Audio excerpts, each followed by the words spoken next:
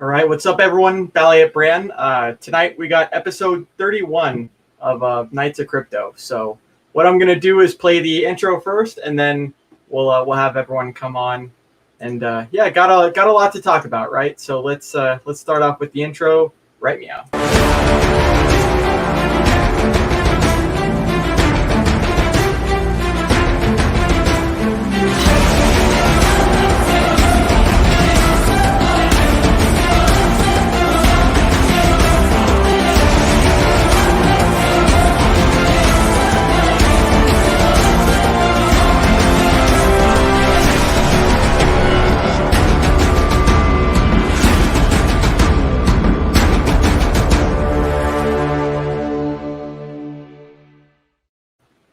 Cool, and then shout out again to Markable Thoughts for doing that.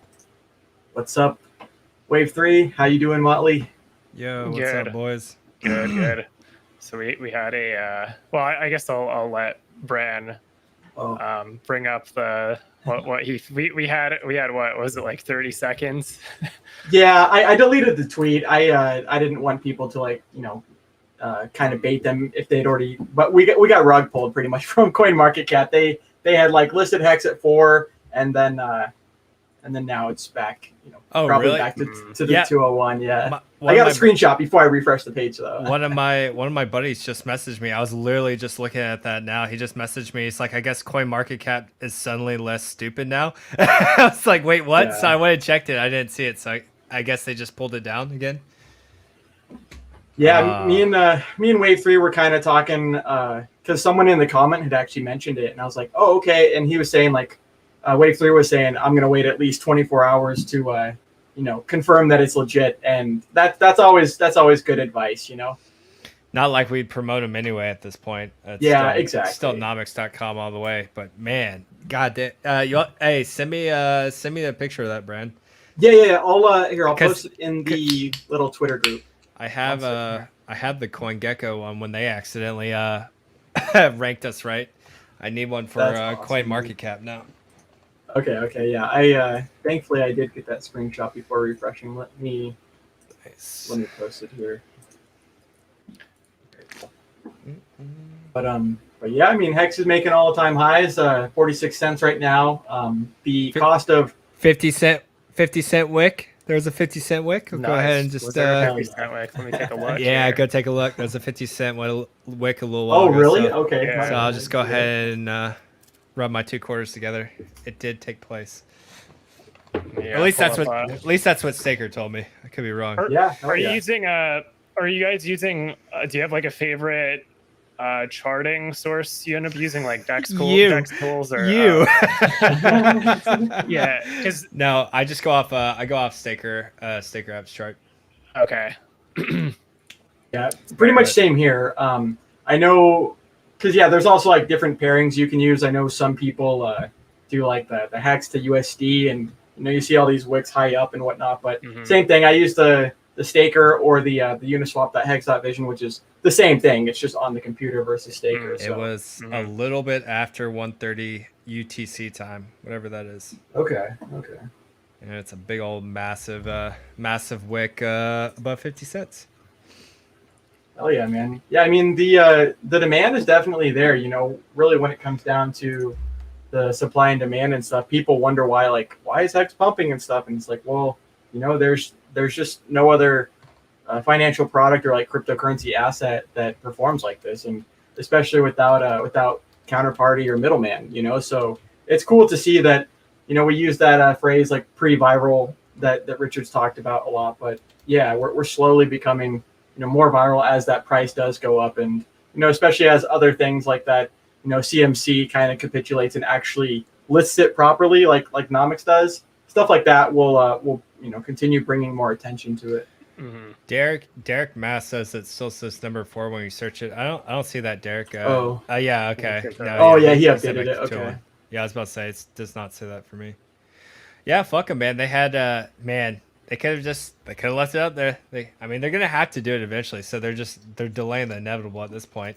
And evidently Johnny Chaos's lawsuit is coming along quite nicely too. And I always thought it, it wouldn't have too much traction, but the fact that CoinMarketCap is still a U.S. based company Yeah, kind of right. gives me a lot of hope for that I lawsuit agree. actually doing something. So they Yeah. could have Yep. just left it up there and wiped their hands of it. Probably freaked out the rest of crypto because all the freaking Yeah. fake influencers actually use CoinMarketCap. Can you imagine the freaking hysteria when Hex is just sitting there? What they had it at number 3, they didn't have it at number 4. It was number 4. Cardano was number. Yeah, if you look at the photo, it's on. I know we can talk about that later, but yeah, they had Cardano as number 3, Hex at number 4, and then the market cap wasn't even correct. Like Cardano. Where they have us at? Do you remember? It was like, let's see, I got it right here.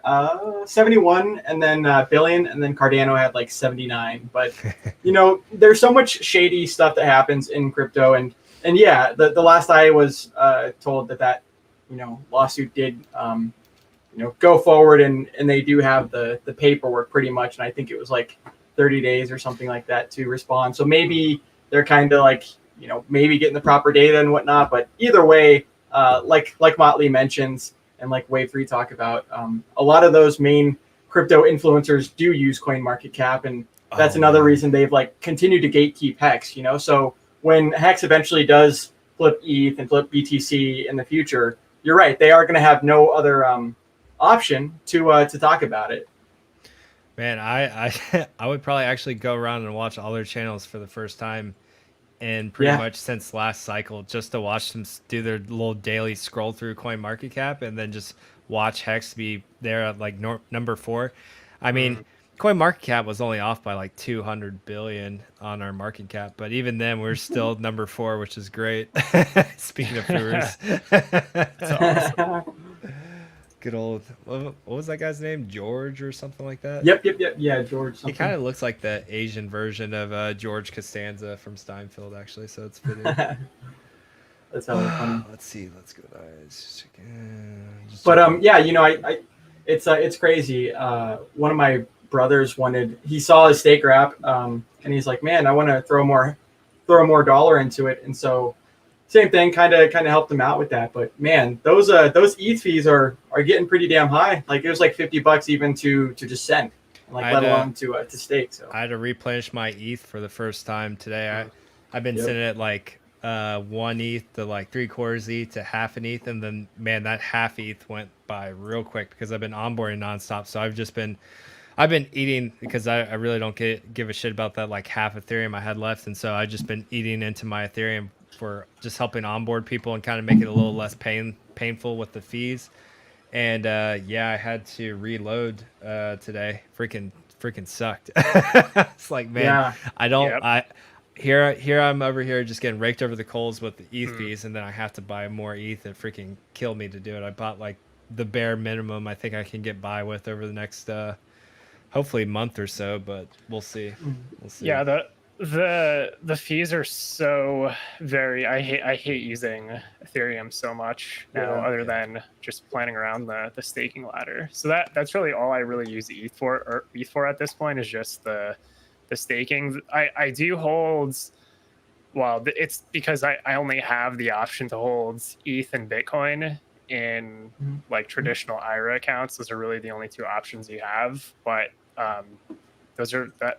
Because I can't actually use it, that's sort of the only option as far as crypto in there goes. But yeah, other than that, I mean, what we're seeing with ETH here, I mean, there's just such denial. Like it's unbelievable. This is something that really sort of annoys me when it comes to like a lot of these communities where there's just blatant denial. Like Ethereum fucking sucks. It fucking sucks ass. Terrible.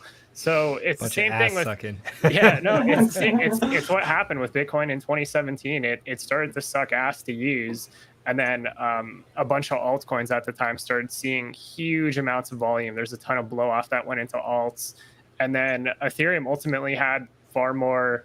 It just ended up basically scaling Bitcoin, and then Ethereum hit its limits now. So you see where the prices on Ethereum and everything that allows retail to speculate. I mean, you see it, Solana exploding. They have an EVM, so there's very clear interest in retail and other opportunities in the market. The only 2 DeFi coins on Ethereum that are showing, well, Hex is annihilating everything. But the only other one is Aave, and both are building outside of Ethereum because of how bad ETH is. So that's the whole thing. It's going to end up being Ethereum is going to do decent from the fee burning and the merge at some point, but what's in my opinion what's going to end up happening is its usage has basically hit it's hit like an upper threshold, and now all the scaling is starting to go out into all these other networks. So it is like what you it said, is. it's like 2017 Bitcoin. Yeah, ETH finds itself in the exact same position this cycle, and it's it's horrendous. I mean, I think today like it was costing upwards of close to $100 to just to do a stake, which is just a simple transaction of staking is absolutely, oh Jesus Christ, Scotty. Shout out to Scotty. I actually will be doing a stream with him sometime, maybe within like the next week or so, or week or 2 weeks. But yeah, shout out to that guy. And then same thing that kind of Motley mentioned. Yeah. Scotty's a good guy. I can't wait to hear his story. But as far as Hex goes and Ethereum goes, I mean, the Ethereum is just kind of like the middleman for the transaction, right? So when you're having to pay these ridiculous fees, Funding Jim mentioned it on Will's Only stream the other day, but how much ETH have Hexicans collectively paid to the ETH miners, right? For them to kind of dump the price. And so the point that I'm getting at is when Pulse Chain does finally launch, that economic mass that was going to the fees before, that can go to more Hex on Pulse, So I think that'll be a bullish scenario for that. And you're right, ETH really does suck. I mean, it's crazy to hear, like you mentioned, they're still kind of acting like it's this great network, but when it's getting bogged down this much and becoming so unrealistic to do the transactions, then you really price out a lot of people that just have $100, $1,000, whatever the smaller amount is, and it's pretty much just the bigger players. And we still got that famous clip of Vitalik saying 5-cent fees were ridiculous for Bitcoin. So indeed. They're gonna get Ethereum holders are gonna get knocked off their throne at some point. So and we know by who. Yes, we do know by who. Is true. So that's what it is. It's like if the complacency aspect on Ethereum is sickening at this point, like they're just not doing shit. Like the network just sucks. There's already better solutions out there, and quite frankly, people have this delusion that their worldview is the absolute form of truth, when retail that's coming into the market has very different worldviews. They have different there's different things they value, and once you go multi-chain, once you have all these other EVMs that exist that connect through MetaMask, so Pulse Chain is going to connect through MetaMask, and then there's going to be plenty of other solutions in the market as well. It ends up reducing like the necessity to have chain maximalism, because to me the only thing that matters is the tool set, which is EVM. That's where all the tools exist. And then if it's much more cost effective for businesses to deploy on other networks, they're going to deploy on other networks. They're not going to deploy on Ethereum and pay fucking $5,000 in fees to deploy a smart contract and then pay tons of fees to use any kind of money markets on Ethereum. So it's not going to happen. All the businesses are going to build on other networks. You see it with Solana exploding. Their NFT market is exploding, and then we're going to see at some point the application layers start to plug mostly probably into the money markets, because that's if you either have something like a time deposit like Hex, where you generate larger yield over a longer period of time for the delayed gratification approach. And then as far as the business part, to me, it seems more applicable to the money markets if they want to tap into some sort of yield that exists on all throughout DeFi, which cannot be done on Ethereum. There is banking services. There's one called Current. They're actually deploying on, I believe, Solana, Polkadot, Kusama. They're deploying on all these other networks because they specifically said they can't do it on Ethereum because the fees are simply too high to offer yield with banking service to whoever their clients are, because they are a direct competitor to legacy banking, at least just for fiat currency. So for them to offer that convenience, then they're going to have to experiment with all these other networks. And then I see the comment from Lord Harry, Solana will have ridiculous fees too. Yeah, that's why I like this space. You're starting to see EVM pop up in lots of different places. It's on Solana. You see it on basically networks within Cosmos.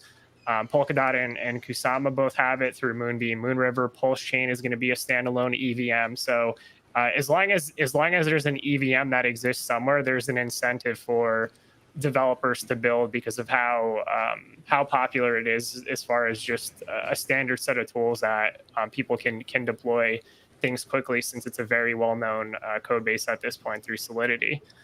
I love that. I love this screen grab too, because not only does it show us at number 4 finally on CoinMarketCap, but it also has us at almost like 19% on the day as far as everyone else that's just in red. Like, oh man, and look at that chart. Oof. Looks so good. All my I know I saw who's in here. Oh yeah, Crypto Gym Rat's in here, bro. Put this on your TikTok, bro. This is great TikTok material. Like, oops. It's like CoinMarketCap actually screwed up on the ranking systems today. So definitely use this screen grab for sure. This is gold. But I think someone mentioned it earlier. It would be hilarious if Hexican like infiltrated like CoinMarketCap as an employee and just would like randomly like properly rank Hex every now and then when they could. Mm-hmm. What's up, Coffee? You there? I think he said he's What's got that? like another minute setting up the Oh, mic. okay. Oh, he Oh, posted yeah, I something got in you. private. Yeah, no, he's got a he's got a good excuse, so he's got to do what he's got to do. No, but speaking of TikTok, it's cool to see a lot of the Hexicans, taking clips of streams that were already done or clips that were already done and posting that to TikTok, right? Because even if it's the same clip but it's multiple different people posting it, you kind of have more of that mention in that hashtag. And even though I don't really watch TikTok and stuff, I have started using it for the videos and the awareness of Hex, and it's cool to see that there's more attention over there. Just like with CoinMarketCap, we could care less about them, right? But they do have a lot of attention and kind of like the majority when it comes to people that are just getting into crypto that type in market cap. Yeah, I'll make my way over there someday. Until Yeah. then, Crypto Gym Rat and Super Hex Wen and Yikes and Johnny and everyone else that's over there can hold it down just fine. Exactly. Let's see. Man, we're gonna be desensitized from these all-time highs every freaking day, every hour. It seems like we're gonna hit dollar. We're gonna hit $1 very soon here. Yeah, you guys want to pull up the price chart? Yeah, of course. Freaking, we went from like, I thought it'd be pretty sweet if we just hit like 50 cents before Pulse Chain launched, and then we started going on this absolute tear, and we're just like, oh, yep. Turns out 50 cents was just was FUD.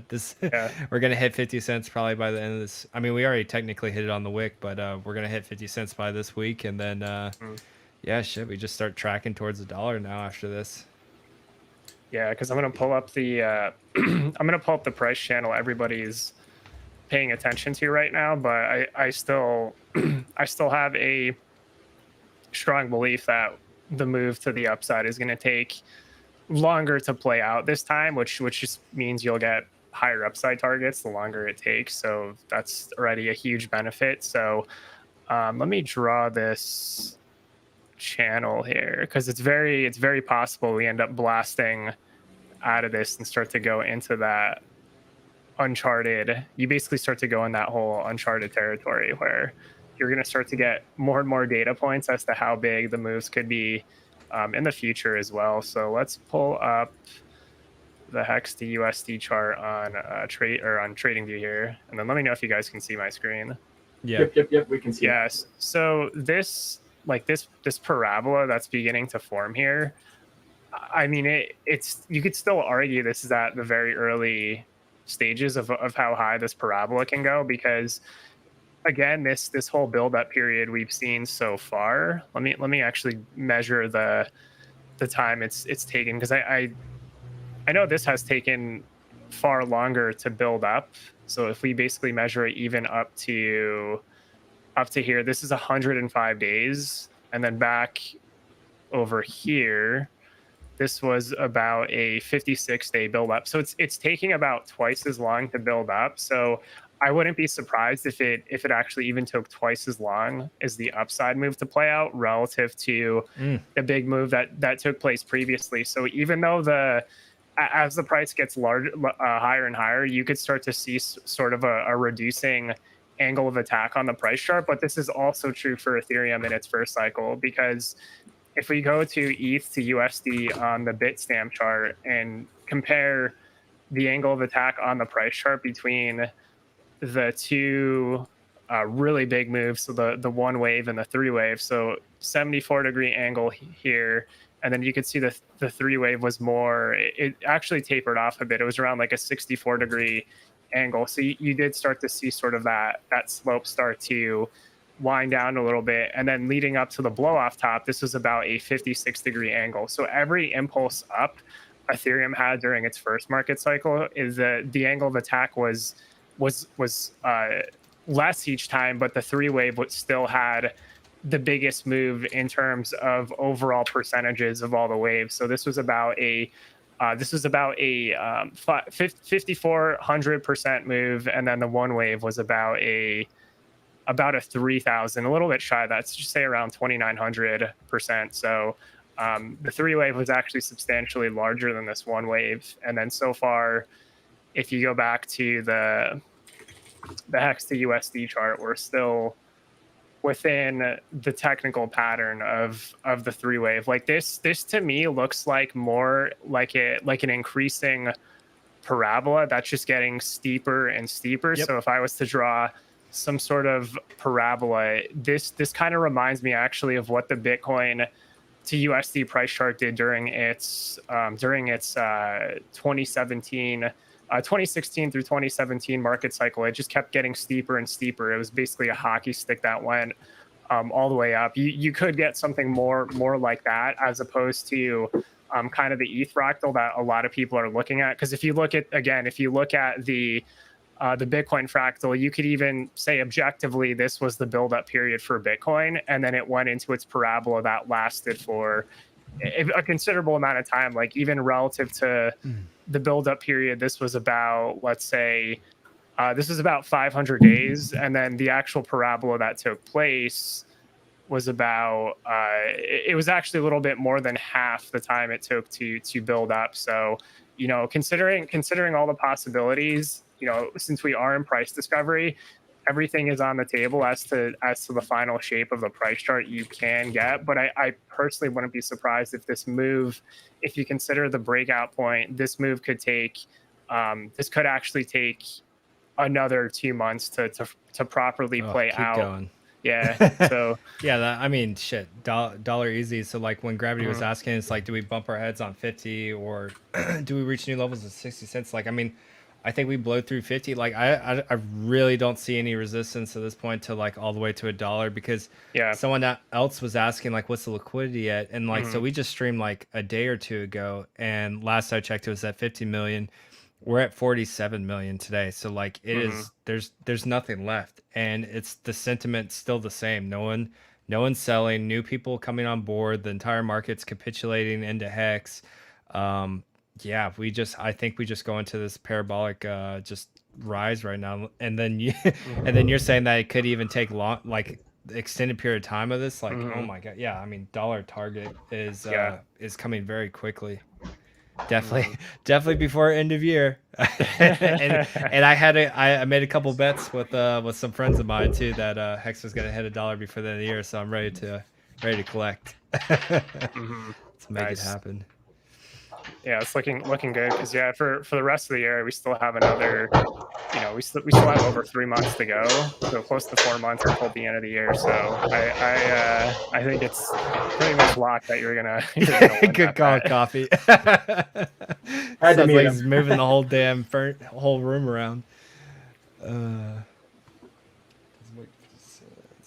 Yeah, you could just end up with how steep the parabola can get. You could just end up with a scenario where the other setup I've seen, at least on the Bitcoin price chart, is where the 3-wave and the 5-wave just merge into the same wave. So you basically end up getting like a mega. You end up getting a mega wave Tsunami, where baby. you get a There's a tsunami where name you get a for it, merge. tsunami. Yes, the tsunami is the 3 plus the 5 in the same wave, and it's possible where there just isn't really a 4-wave. It could just keep going increasingly parabolic. Anywhere to buy without gas fees? Good luck, bud. I've been trying to figure out the most efficient way to onboard people There he is. like crazy as of late. I mean, the best way to do it with minimal fees is if you have a Coinbase account to do a direct wire with your bank, go to USD to USDC. There's no fees that way. And then you'll have to pay Ethereum fees once to transfer out to your MetaMask wallet, and then once to swap, and then you stake. There's just honestly, there's just no way getting around it, but it's gonna hurt. Yeah. And then just to answer Scotty's question, so I have the option to turn on super chats. I haven't done so. I haven't done so personally on any of the streams yet, is because there was like this huge paragraph that YouTube was saying like that I didn't really like. So to me, it's more about like having the freedom to do sort of what I want, since it's directly, you know, on if it's on like my channel or something like that. I have anytime I see like where they want to put their ads and stuff on, I don't know. I have a. I'm gonna see if I can do it without super chats. Put an Ethereum address on there or whatever in the description, And then that way YouTube doesn't get their cut regardless, which is even better. Who gave that super chat earlier? That's pretty awesome. Scotty, yeah, that was Scotty. Scotty does Shout know. out to Yeah, Scotty. Thank you. What's up, We're all bro? rich. What's up, guys? How are you? How's It sounded everything like going? you were slinging furniture a second ago. Yeah. Moving. Moving. Yeah, you could say that. Yeah. Moving out. Let's just say he had a very good reason for being late. Leave it at that. Yeah, it's good to see you guys. That guy. I mean, this is unreal right now. I mean, I kept thinking, okay, we're gonna have a dip at 36 cents. We're gonna have a dip at 40. We're at fucking 46 now. Like, what the hell? There's no reason to at this point. Just No with one like to sell it. yeah, with the group we have, I mean, we're still what Staker says we're still like only at like 50,000 users, like real staking users, and like everyone's educated now. Everyone knows where we're going. Everyone understands what Hex is. Like it's the next Bitcoin. It's a beautiful thing. Anyone that's in the their tiers right now, their sea creature tiers, like everyone's just going to be just multi-millionaires. It's going to be next to impossible to like get out of those ranks or get into those ranks. It just costs too much money. We cracked $8,000 today for a T-share. A T-share is over $8,000 now. Like we're going to be at a Bitcoin before we know it. It's absurd. Yeah.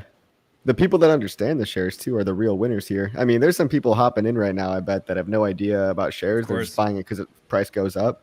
But if you're new here, like, and you haven't learned about the share system already, you really want to stake your claim now, before we get the chain split. Unfortunately, gas fees are so much right now that I'm starting to not recommend that people with like under $1,000 really make a whole lot of different stakes. Because by the time you make 2 or 3 stakes, I say one stake. Yeah. Do your long stake. Have your retirement stake of Hex out there and watch it, enjoy it. But outside of $1,000 to $2,000, I really don't tell people to start breaking up into ladders or anything right now. I'm just like, get your one good long stake in and just enjoy the ride for a little bit. Learn some more while you watch, while you collect your interests and see what Hex does. Yeah, which kind of sucks to say, but Paul's channel fix all that. Yeah, because I set a guy up today. He was like asking if it was possible to do like $100 Hex stakes or whatever every year. I was like, nope. I was like, it's gonna cost you, the fees at that time were like somewhere between like $50 and $100 like per stake, just to stake it, not to end stake or anything.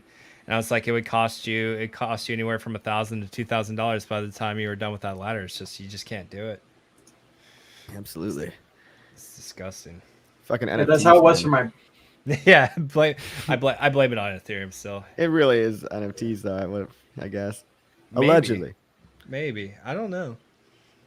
I'd be curious to see how they perform on Pulse Chain, because obviously the fees aren't going to be there, but it's going to be the same thing. Space. So if they're a narrative space, stance, we got the throughput. Come on over. Fuck it. Yeah, dude. I mean, I think it was kind of like what Wave 3 was talking about earlier anyways too. It's just like, I mean, I think a lot of ETH developers and Vitalik, I think everyone's just kind of grown out of touch. Like, I mean, Vitalik was spot on back last cycle when he realized that even 5 cents was getting too much to charge for transactions. It shouldn't be where we're at. And now he's become desensitized to the whole fact of like, bro, it costs us hundreds of dollars to do one transaction to move shit on your blockchain. It's like, you gotta come up with a solution. You gotta do like that should be your number one priority. I don't give a fuck what else you're trying to do. Like, it needs to be some sort of solution. You need to like have everyone actively working towards it, or you're just not attached to reality anymore, because you're going to lose out to the other chains. They're gonna eat your lunch. I mean, it's okay for us because perfect timing for Pulse Chain, but right. But then you got the layer 2. There, you basically have competing ideologies for scaling, and you've got, Vitalik's got his E 2.0. Oh, it's coming. It's like fucking Game of Thrones. Like, dragons are coming, right? They're coming. They're on their way.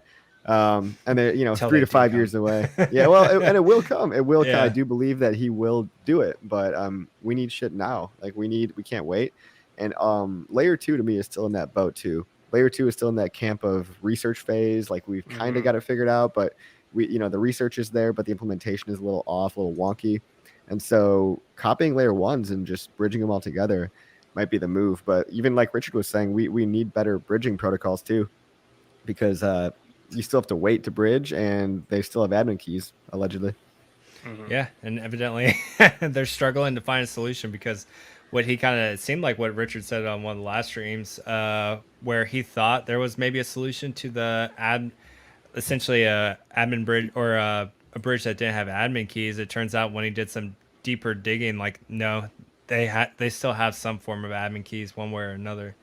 Now, like, how severe are the admin keys? There might be lesser varying degrees of it, but for the most part, it looks like as of now, no one's really solved the bridge without an admin key.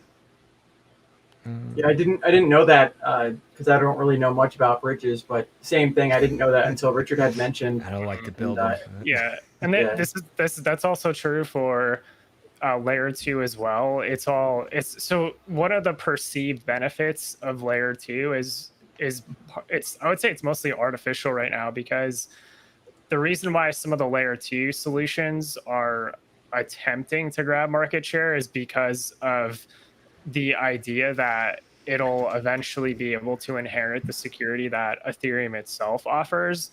But that's completely not true right now because of the whole admin key issue. Like, Optimism has admin keys. I believe Arbitrum has admin keys too. It is what it is. Like, all the bridging right now has admin keys. There might be some early attempts at removing the admin keys on other networks like Cosmos. I'm looking into it, so I haven't. I don't have a firm viewpoint yet as to what I'm talking about. But if it looks promising, then that's something I could bring up basically on another stream, because perhaps that could even be useful to Pulse Chain as well with the bridging later on. I mean, I would say initially we'll have some sort of base bridge to go off of, and figure out stuff on the way. We will. Hey, Wave 3 also, I might have missed this, but Hexman, thanks for the $10. Get yourself some surf wax, bro. Surf wax. Thank you, X-Man. What was I gonna ask? Yeah, about the whole Wave 3 actually. About your name. Are we in Wave 3 right now, or did we just like blow past? Like, I've been expecting a pullback Wave 4, I guess. And what do you see? Yeah, it's a good question. So we could actually pull up the price chart here, because I think you may have just joined after we were looking at the chart earlier, but we could pull it up again since it's such an amazing chart. You had a valid excuse. I look at this as another. This is just another good dopamine hit anyway to look back at the price chart again. So yeah, because with the Wave 3 move, so typically, I mean, we already have a this move to the upside here is insane. I mean, if we measure it after big payday, we're currently at over 13,000%. And then if we compare this initial move here, this was about a 35,000%, and then 13,000%. So when it comes to the 3-wave move on the price charts, the Ethereum chart is the best example of one that fits sort of an ideal technical scenario. Now, in reality, when the market plays out in terms of price discovery, we could get a different fractal that plays out. So, for example, like on Ethereum had a very distinct 3-wave, 4-wave, and then finally the 5-wave up to its blow off top. The other scenario is sort of like the Bitcoin price chart. If you look back at the 2017 bubble, where you had this huge buildup phase on its long-term accumulation zone, and then you had this multi-month bull market where it was just an increasing parabola, where basically what happened on the Bitcoin chart is you had a 3 and a 5-wave merge, and you had a full-on tsunami wave. So this wave started in actually in February of 2016, and this was just a full-on parabola until December of 2017. So this was just a full-on bull market.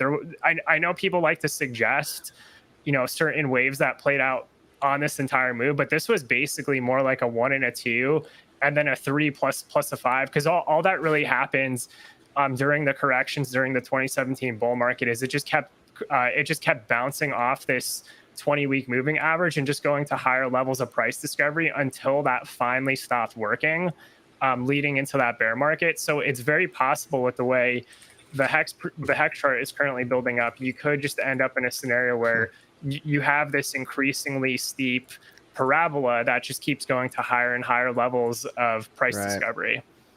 Wow. Yeah, and get your stakes in, because once we do break out of that hypothetical parabola, if you're right, we might have another 70 to 80% dip, right? Like at some point, like Hex is not immune to that. It's definitely resistant to it because so many people are staked and they're basically delaying their own sell pressure into the future. They're like launching it out. So, but there will come a time where some of the Genesis T shares will start to unfold.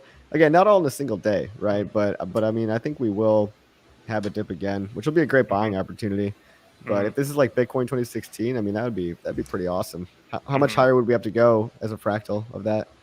As a fractal of that, so you would like, if you end up having the 3 and the 5 merged together, you'd likely just see a multi-dollar hex at some point during the completion of that wave.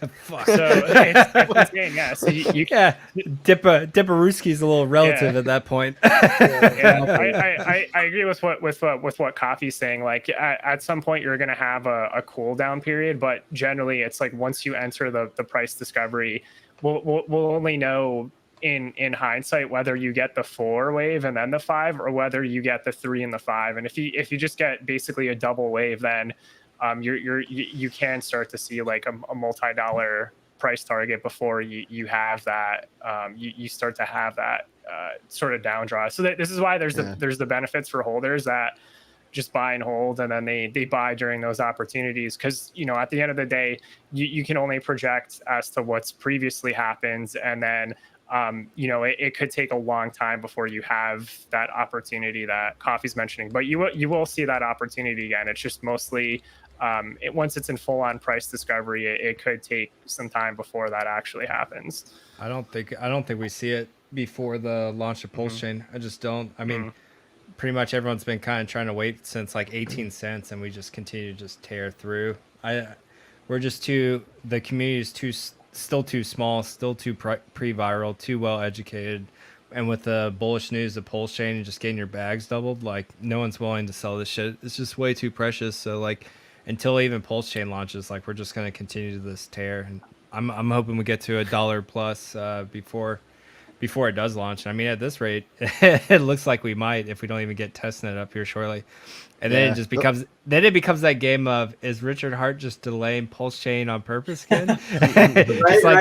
Just like the sacrifice phase was the same thing, and it's just price starts ripping. It's just like, it's not the worst thing in the world, It's not. Yeah, give more people time to pile in.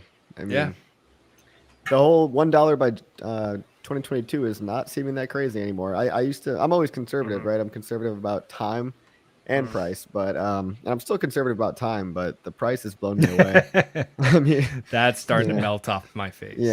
Yeah. But delays, I mean, I understand delays, guys. Like, I've worked in software. Like, this shit, it's gonna get delayed. Like, just enjoy it and use the time to tell more people about Pulse so that they can, buy your bags when it launches. Bree wants a sacrifice for their wants their sacrifice returned. Yeah. Okay.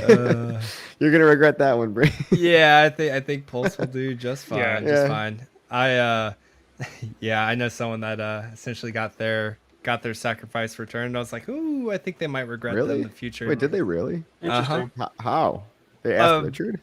No. There may or may not have been a pool that I may or may not know of, and they just asked if anyone would be willing to give them the hex back so they could have that instead of Pulse, and so wow, that pool agreed to let them have their hex back. So it's all right.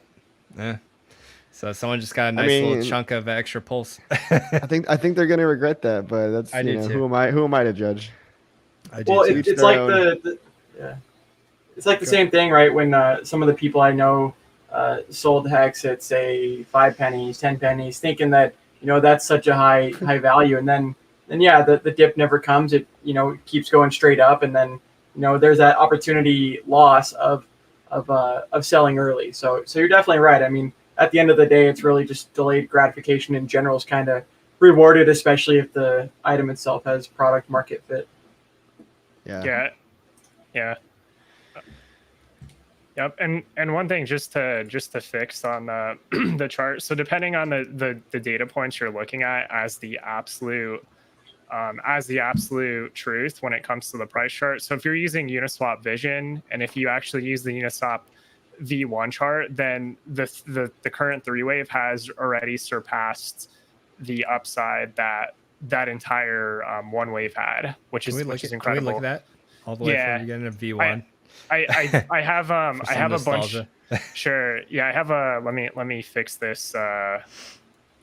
Fix this here. So let's pull up. It's amazing what we've done. It's incredible. It's crazy. Yeah, it's absolutely incredible. I saw someone posted a meme today or whatever. They had like the giraffe on the price chart, and then they had like a brontosaurus towering over the giraffe. Yeah. That's awesome. I love the chart. Yeah. Oh, sorry. Incredible. Let me share that screen. Sack list is going to be huge. What was he saying? Yeah, I want that list to come out soon. I mean, that would be a nice thing to kind of like tide us over, just the actual list. Yeah, that'll be another. The problem is people are still sacking, and I keep trying to argue with some people. Some people are telling people it's a good idea to continue to sacrifice. So I'm like, stop. I was like. And I got an argument with this one guy. I think it was on Hexo's thread. I was like, stop telling people it's a good idea to sacrifice if you haven't done the math. Like 5% compounding daily for and I think we're like 50 plus days now. Like that shit's ridiculous. That's such a trash rate. Just wait until the launch of Pulse. Like it's awful. You're gonna get a terrible deal. Anyone that sacrificed when they were supposed to is probably gonna do pretty good. Anyone that sacrificed like a month late, it's garbage. You're gonna get the worst price ever. It's gonna take months, maybe years to get up to that price. Yeah, people. God, yeah, that shit was really pissing me off. I've had that argument with a couple people. It's like I haven't actually sat down and done the math, but like I just know like there's slim to zero chance that starting price is going to be higher than anyone who sacrifices now. Like I doubt it. Yeah, there's no way. Well, if you can guarantee that you're going to get that copy, right, that 1-to-1 copy, which is what it is for all the ERC20s, then you're definitely right, Motley. That's the, in my opinion, too, the better route to go. Yeah, just focus on Hex for right now. You'll be fine. Yeah. Look at that thing. Yeah, that's a beautiful chart.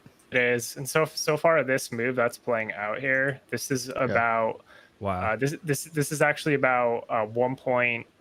It's close to 1.5x already larger than this first really big move here. Genesis whale. Yeah, from the Genesis whale. So if you start to see price discovery past 60 cents, then that's where I think that revisiting the wave 3 plus the wave 5 merge starts to become increasingly likely if you start to see higher and higher levels of price discovery well past 60 cents. Yeah. Going right through. Yeah, because it would actually end up breaking what the ideal wave scenario would be to the upside, where it would actually start to extend to higher levels. So yeah, everything looks really good. And then if we look at the V2 pair, then yeah, this is basically sitting around 46 cents right now. Wow. Oh yeah, you're on V1. I used to.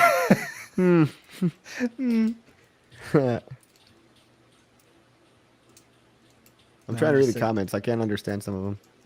Just sitting here playing with quarters now, just thinking about Hex going to $1.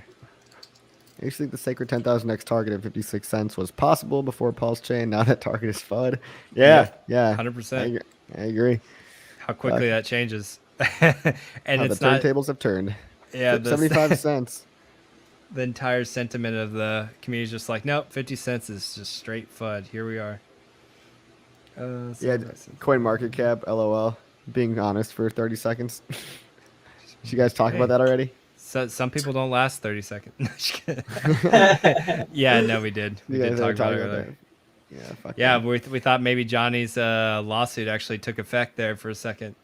And yeah, it's I wish. Gone. Yeah.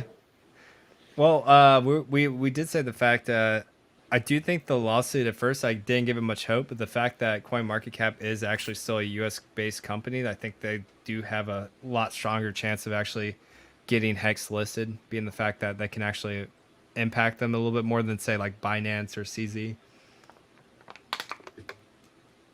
I hope so.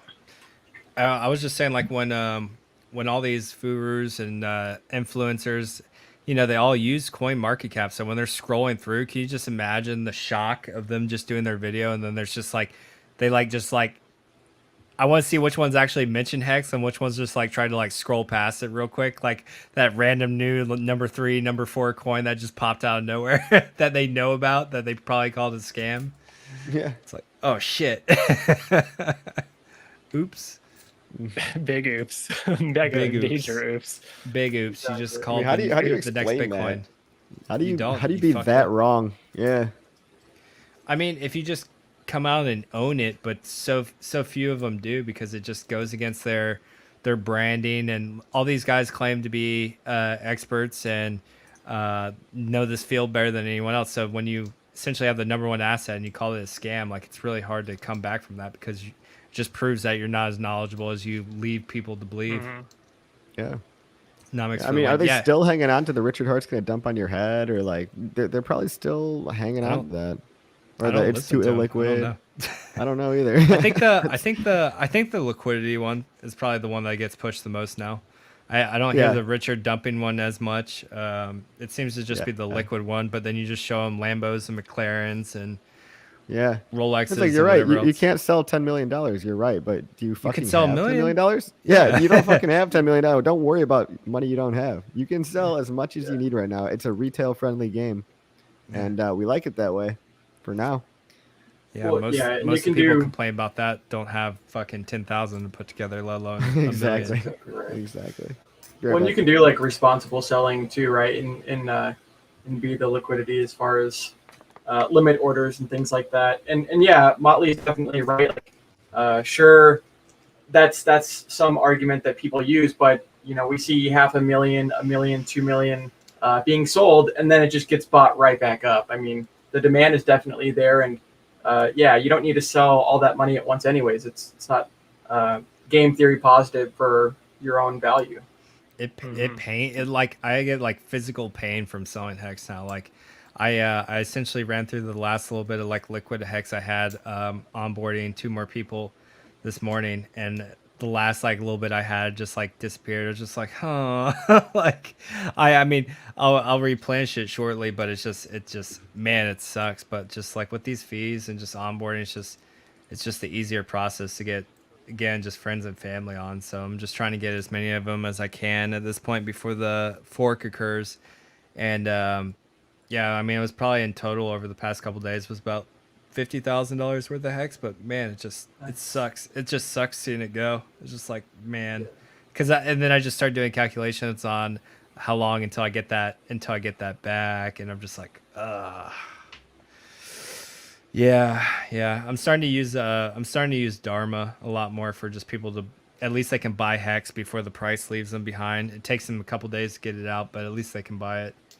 And the fees aren't too bad. They're like they were like 2.2 something I think today, but then Ethereum rakes them over the coals. Like Coffee said, if they're not buying in with $1,000 or $2,000, it's almost not worth it.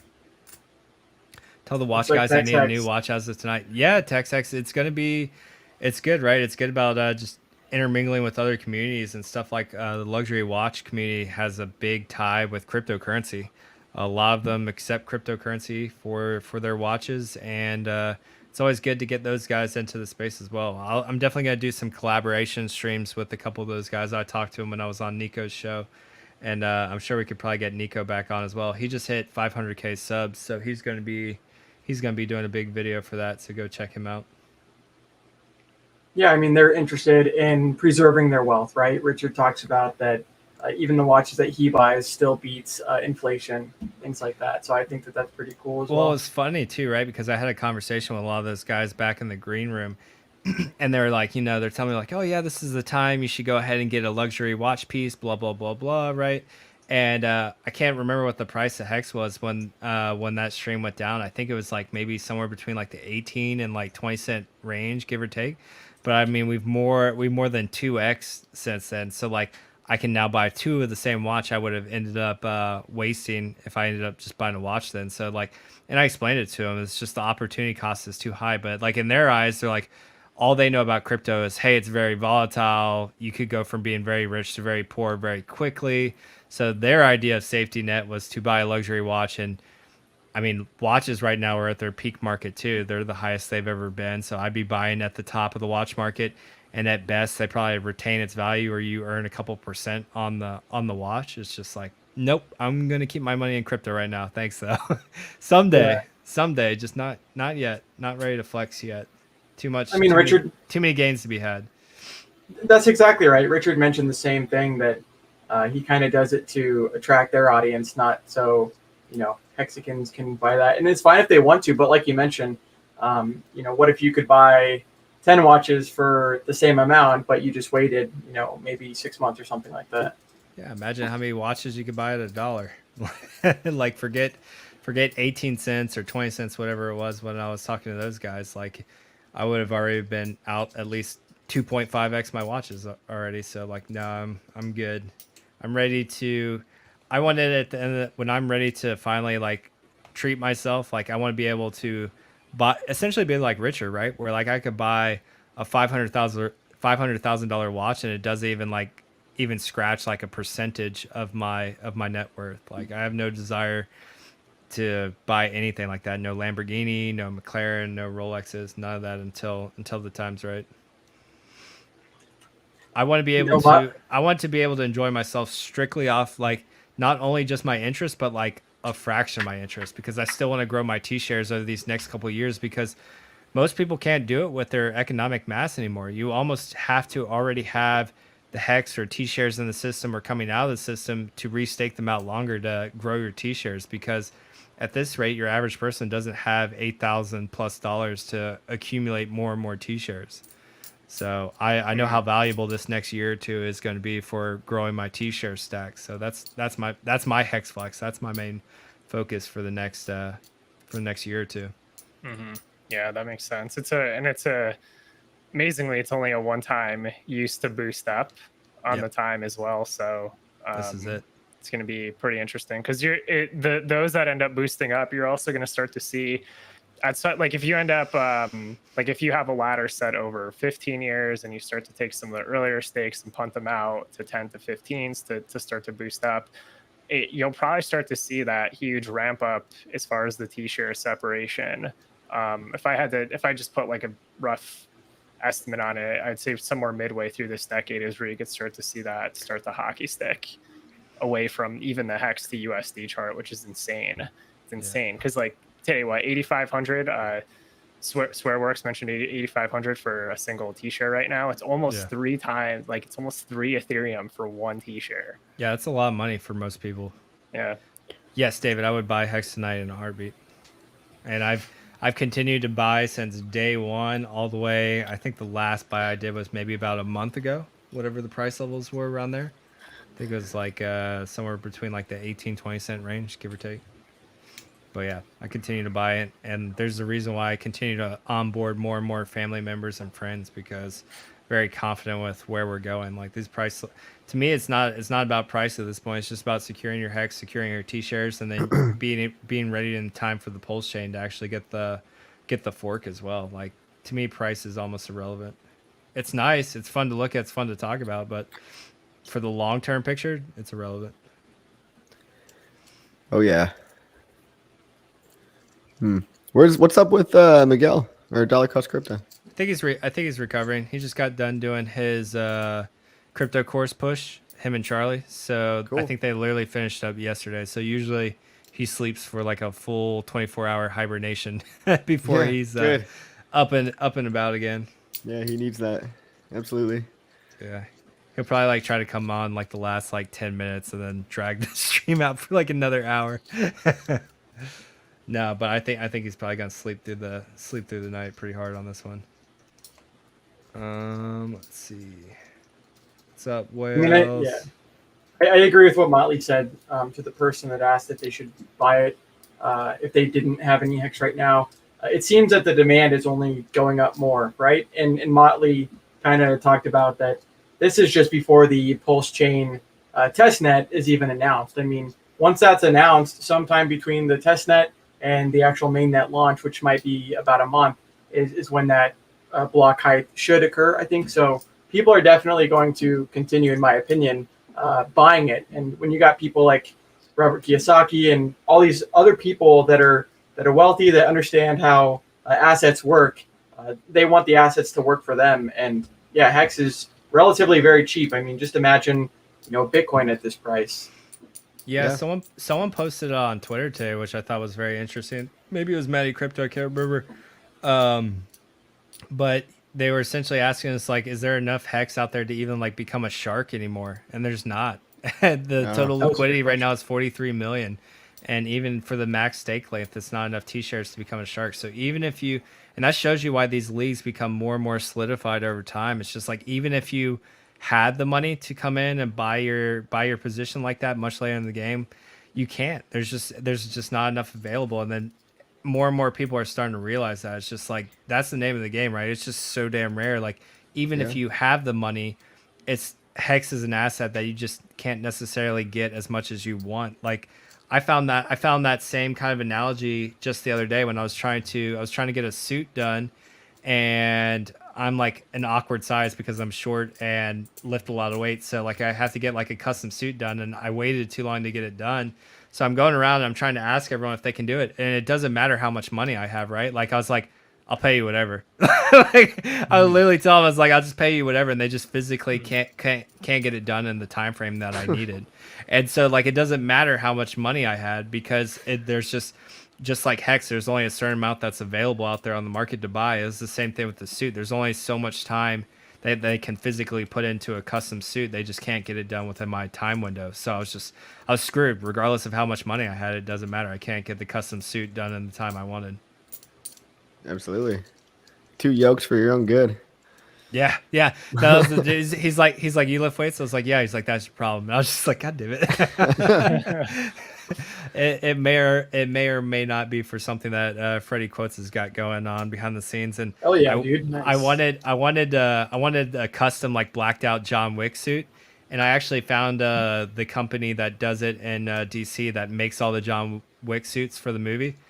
And I actually randomly found them too, just going down Georgetown, checking out the shops. And then I saw it. I was just like, they had a mock John Wick suit in the shop. I was like, get the fuck out of here. And then I went in and they're like, yeah, we did all the John Wick suits for the movie. I was like, this is perfect. They're like, yeah, but I can't do it in time that you need it. I was just like, fuck.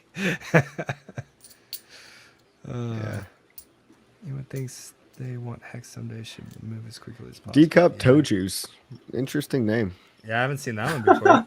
What? God, Love that. I'm turned on and disgusted at the same time. Oh, okay. That's funny, dude. Somebody was asking, do you think Dolphins are going to emergency auto stake? I don't see why they would. I really don't Why? see why they would. Why Dolphins? Why is someone hating on Dolphins? I don't know.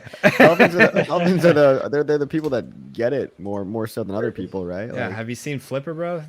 Nice, lovable sea creature. Get the fuck out of here. yeah. Yeah.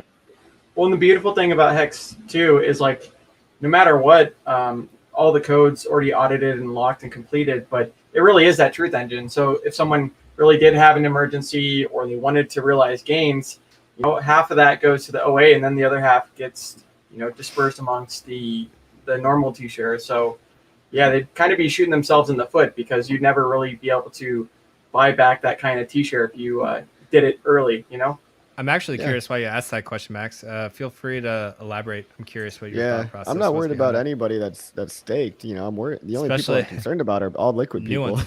Mm-hmm. Yeah. I mean, yeah. Really, the only concern is people with giant liquid bags, and I don't think there's a lot of them. There used to be back in the day. We saw a lot of volatility with people just selling all their liquid bags that they got in the adoption amplifier. I think those guys are pretty much washed out from the the days of the. Even the ones that are moving a big liquid bag short term, they're not selling. And like, even with the price right up, a lot of people might think they would sell, but if anything, it just further solidifies that how valuable this stuff is. How quickly the price has gone up to almost 50 cents now. Like, why would you sell any of this? This is like the most precious commodity on planet Earth, as far as I'm concerned. Yeah. No desire to sell any if I don't have to. Exactly. Especially like you mentioned, the people that didn't have to and did, almost all of them regret it. There's that classic, like, I sold my Hex, man, and that was 16 million Hex. I mean, a lot of people think that this is like other cryptocurrencies or that it's going to get rugged and stuff, and it's not. It really is similar to that Bitcoin 6.5 million X. Imagine the people that sold it the first 1,000 and thought it would never go up again, and they just got priced out. Yeah, I had a buddy I onboarded, and I fronted him like 10K worth of Hex, and then like he saw the price start going up, and like he's overseas, and he's like, can you like front me another 50K? I was like, hell no. I was like, bro, there's no way. It's way too much. Not I'm doing happening. too many favors for people. Like, a lot of people have been like, hey, can I get an impulse train? I know I missed it. I'm like, sure, I'll allocate a little tiny bit to you, Yeah. And I got to stop doing that because I can't just be doing that for everybody. Like, I realized that too. But like when I'm just eating gas fees. I'm like, oh shoot, this is adding up to like thousands of dollars after a couple onboards. I'm just like, all right, like I can't just continuously doing that. Like I eventually just like, if I'm gonna do this stuff, like I have to charge people what it costs because it's just, even for me, it gets to the point where it's just too much. Well, I've had the same thing, Motley, and it's like, you're covering gas fees here and there, and then they want to do multiple stakes, and like, it's just Fuck that. really I tell priced. Them one stake. Dude, that's what I'm telling this person get one. that wants to do it. Yeah. You It's just like one. $50-$60. Nah, you're not gonna get for it. No, I didn't get the suit children. The stock suits don't fit me at all. Like around the arms and like shoulders, they just don't fit. So I got to get a custom tailored one. So this person asked, like, is there any way to calculate the gas fees? And I don't think there is, right? Because aren't the gas fees, they're fluctuating all the time, and you can't pretty much predict what that would be, right? Unless you guys you can predict when the gas fees are going to be the least. That's about the best you can do. It's Sunday, 12 to 2 a.m. Eastern time. Usually about the best gas fees you're going to find, like clockwork. So you can wait for it if you want to. Shout out to Rick Schmitz, because I think it was yesterday, but Funding Jim, he had donated to Mitch Ray's stream talking a little bit about Hex, and one of the mods like completely permabanned him. And then Rick, he's a mod over there too. And I noticed that the other day, a while back, that he was a mod, and him and I have been chit-chatting a little bit. And so anyways, Rick kind of overrode the other mod and was like, hey, you're not going to do that. Like, so some people are still bitter about, people talking about Hex, and it was cool to see this guy, do the honorable thing as opposed to like ignoring it or pretending he didn't see it. Rick is a mod in Mitch Ray's channel. Yeah. Yep. Oh, okay, cool. Yeah, I emailed him once because I actually got a copyright hit when I put him in clip of him and Richard up, but he was really cool. He took it off and was like a nice guy to talk to for a little bit. Evidently, his channel got pulled down for a while too, just randomly by YouTube. Yeah. Oh, speaking of well-known people, I guess we have a congresswoman on Discord Syndicate tomorrow. Some political. Oh, nice. Yep. Yeah, Dipping that's cool. our I think fingers Round out. 2. I think whales only with it's gonna be cool. It's gonna be a great one to watch for sure. Yeah, it's always She's cool very, to very see progressive. politicians interested in crypto and not just automatically want to tax it to living hell and ban it and all the other crap that we see these days. Awesome. Thanks, Thanks, Shout out Casey. to Casey. Go ahead, Next is Brad. number 4.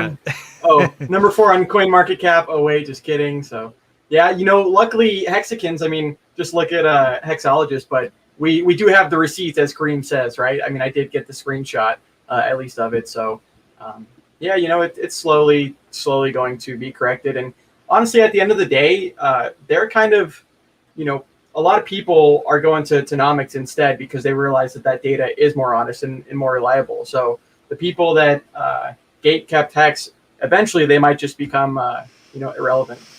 Yeah, they all will. Yeah. Exchanges will be hopefully CoinMarketCap someday, but I mean, all the new no coiners and people that are completely unfamiliar with like cryptocurrency and stuff, like I always introduce them to Tonomics. They never even hear of CoinMarketCap. Like I have no desire to mention them, Binance, CZ, any of that kind of stuff. And I mean, Hex has made them irrelevant from the start, just with the design. Like you don't need an exchange, you don't need a middleman.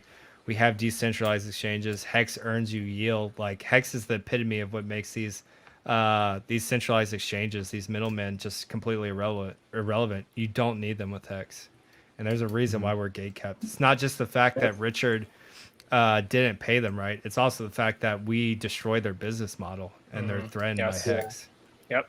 Yeah. Right. Yeah. Truly revolutionary ideas always are met with a lot of pushback from the previous elite, whatever it is. Yeah, in that case, the the powers that centralized be. exchanges. Yeah, Bitcoin was, Hex was. I mean, if you're not doing anything important. Nobody gives a shit about NFTs because, like, the SEC is going after Coinbase because they're a centralized lending platform now, and yeah, they're making a big ripple. But this is another innovative part of Hex too, is that it can't be stopped.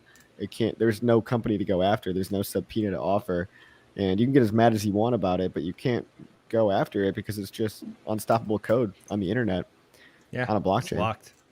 It's locked immutable code. There's nothing you can do. It will exist regardless, unless you want to just EMP the entire internet or yeah. That's about your only. It's about your only option is to go completely offline, solar flare the entire Earth, and that's about it. So you can't stop it. That is the beautiful thing, because most things, like you guys mentioned, do have that centralized control or that little back door that can be switched. I mean, who was it? Like Eric Voorhees. He used to have like a really good exchange. It was completely decentralized, and then same thing. I think it was the SEC or someone that kind of went after him, and then the point is immutability is kind of what crypto is all about, and not asking for permission.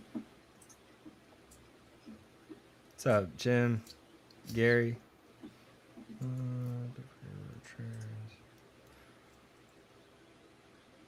No shave military face. What's up, Cookie?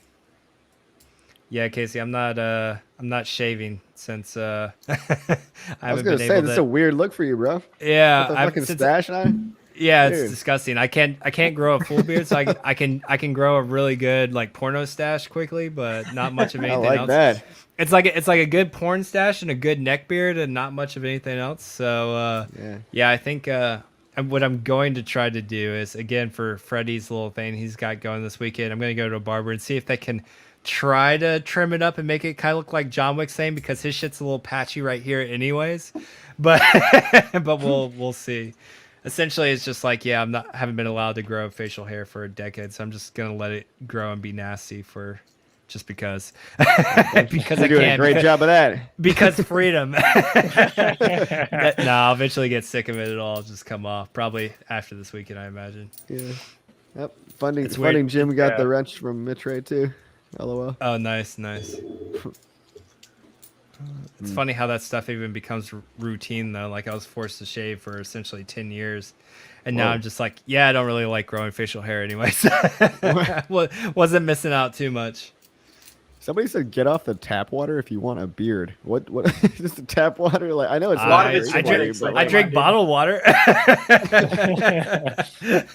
I mean, I know some shit's in the tap water, but I mean, I can grow a fucking beard and I drink tap water all the time. I used to drink tap water like a fish, but Yeah. not in a long time. Yeah. Dude, yeah. The girls got me Filtered drinking water bottled water like a freaking aristocrat or something now. I don't know. Oh, BPAs, yeah. Also, plastic water bottles and shit. I mean, there was a Joe Rogan which explained about how, water bottles like that are literally making our taint smaller and making our testosterone go down. It's like fucked up, dude. Like it's not good. They're turning us into fucking sheep. Yeah. Well, over the years, the natural testosterone levels of the male population are like slowly declining, and they pinpointed it to I think BPAs or other microplastics, like in TV dinners and just shit like that. Yeah. Right. Yeah. Yeah.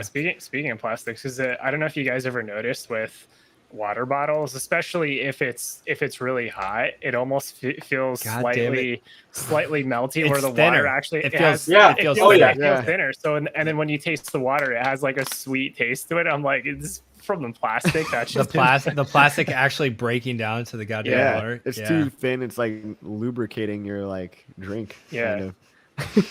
Hello cancer. Hello low testosterone. Let's go. Don't worry, guys. My taint is doing just fine. No, I think I got my blood work done not too long ago, but yeah, I think my test levels were a little bit on the lower side of the band. Still within band, good but idea. but on the lower end. You got a recommendation for a company for that? No, I just got mine done via the military hospital by base. Oh, cool. But I mean, you can go anywhere and just get a full blood panel done, and it'll cost you like $50, $100, something like that. Yeah, everyone should do it, especially at like different ages, and then especially for us as men, like around 30, you want like a good baseline to see if any of your shit's just like way out of whack. Because you can really start going off the rails quick if your shit's not on point. Yeah. Let's see. Are we allowed to chat about massive sacrifice between origin accounts? Yeah, you're allowed to chat about that. I mean, they must have not been here for Big Payday. I mean, the same thing happened with Big Payday, and like that's kind of what got me like curious is like why hasn't the OA or sub addresses sacrificed yet? And of course it was the very last day, and it's we see how well it's worked with Hex with that economic centralization, and like Richard talks about, there's the supply and demand. And a lot of people, they just look at Hex or they're going to look at Pulse and they're going to say, oh my God, the supply is so high, it could never go that high. But is that supply actually available? Like, that's the real question. And Richard's the gamble we're all taking, and it's not even a gamble at this point. It's basically just that the founder doesn't want to self-destruct their own project, and neither would any whale in any ecosystem. And it's been that way with Hex for a while, and we've seen it play out. So actions speak louder than words, I believe. And it's reasonable to assume that it's going to be the same way with Pulse Chain. Thanks for the tip, Mustang.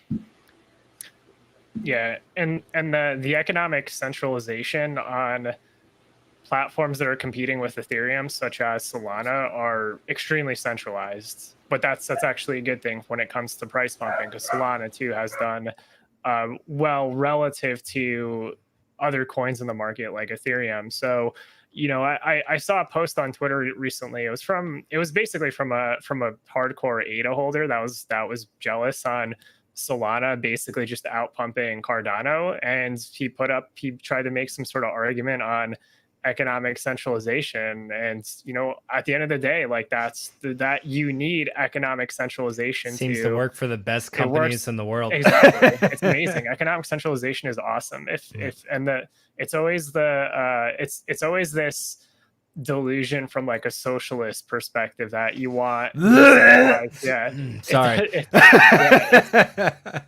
Got a little bit sick there for a second. That summarizes what the end result of that is. Yeah, you that's what the price chart looks like on those coins too. Yeah, it's already been the model's already been proven, right? Too, like with Hex. Like I mean, Diamond Hands, the OA entity owns close to 90%. and it hasn't sold a damn coin since day one. You can track it all. It's a beautiful thing. It's all on chain. And we saw with Pulse Chain, we had a crazy amount of economic mass sacrifice before the OA entity essentially came in with just shy of $1 billion, probably $1 billion once you went across everything, which is absolutely massive. It far succeeded anything that I expected to see. And then on top of that, then the OA sacrifice, I think it was approximately about 13 billion. And it's going to own a very large percentage of the supply. And that worked out beautifully last time. It's going to probably run a lot of the validator nodes, so it's going to make sure the network stays secure even if it's not receiving a lot of fees and it's working at a deficit. It's going to maintain the security of the chain. It's probably going to sell next to none of the coins, just like it did with Hex. So you have a majority of the supply that's just unable, that just doesn't sell, right? It's not unable to sell, but it's not, most of it's not going to sell. Richard did make the caveat with Pulse Chain that 1% of the supply will be eligible to be sold. So don't think it's 100% like the OA on Hex. I think it will sell some of the coins. Richard essentially stated like 1% it can sell if it wants to. But other than that, I think a majority of those coins do not ever sell. So again, we saw how well that model worked out last time. And there's a lot less gatekeeping. I can't talk gatekeeping, and the fact that Pulse Chain is a lot. It's simpler for most people to understand, right? Too. So I think we're going to see it do very, very well. The OA owning a large supply of Pulse Chain is a-okay by me. Yeah, agreed. And it goes even to that whole, even outside of, Hex, it goes back to that thread the one ADA holder had, is it doesn't matter. Like Solana is performing amazing because of that, and more people are going to end up wanting to buy it, right? In the smart, at least amongst all the smart contract platforms. So yeah, no point to fight against a model that works amazingly. So again, like Hex is the highest appreciating by a large margin in this market now. Like the separation it just keeps increasing through this entire market cycle.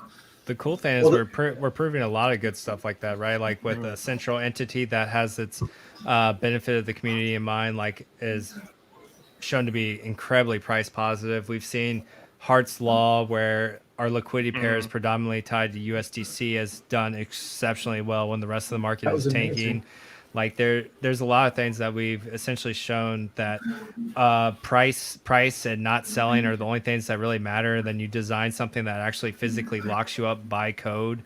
Like all this stuff, we've essentially just come up with the perfect coin in my eyes as far as when it comes to price appreciation and price bumping.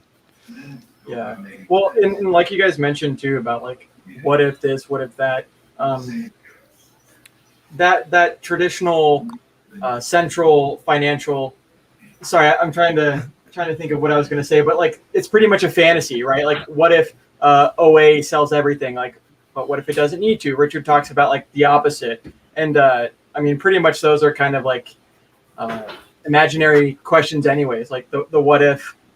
We haven't seen that happen in 600 something days, so why would it happen in the future? And if they don't need to sell, then it kind of just makes it more valuable. Yeah, I mean, just put yourself in that situation where, like, say you're Satoshi and you have one of the most valuable, you create one of the most valuable assets on planet Earth. You have a majority of the supply, and you have no need to sell whatsoever. Like, why would you randomly one day get out of bed just like, I want to nuke this. I want to destroy my legacy, my life's work.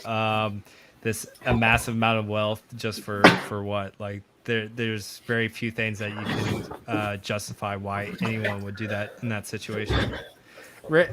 Richard, not saying that he owns the OA, but I mean he did create Hex, so you can draw the conclusions if you want to. But let's say he was essentially a majority holder in like what the OA owned.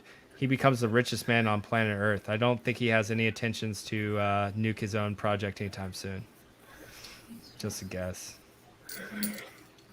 I like to have the title of richest man on planet Earth at some point. And he has the ego that I think he would like to have that title as well. Yeah, I don't mind if he does. Nope. By all means, go ahead. I don't give a fuck how much money you have.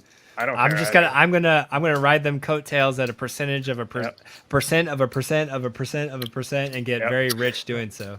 Yeah. Well, I mean, I like where he wants to like put the money. I like his ideas and vision for the future. Exactly. Where we can buy more time, literally, buy more time, like Because you can only do so much with quality. Eventually, it's, what's the last thing you can change? And he said before, quantity. It's just longevity at this point. The Trump of crypto, somebody said. I can see the parallel, but he's a lot more intelligent, I believe. I mean, not talking too much shit about Trump, but I would say he's more intelligent.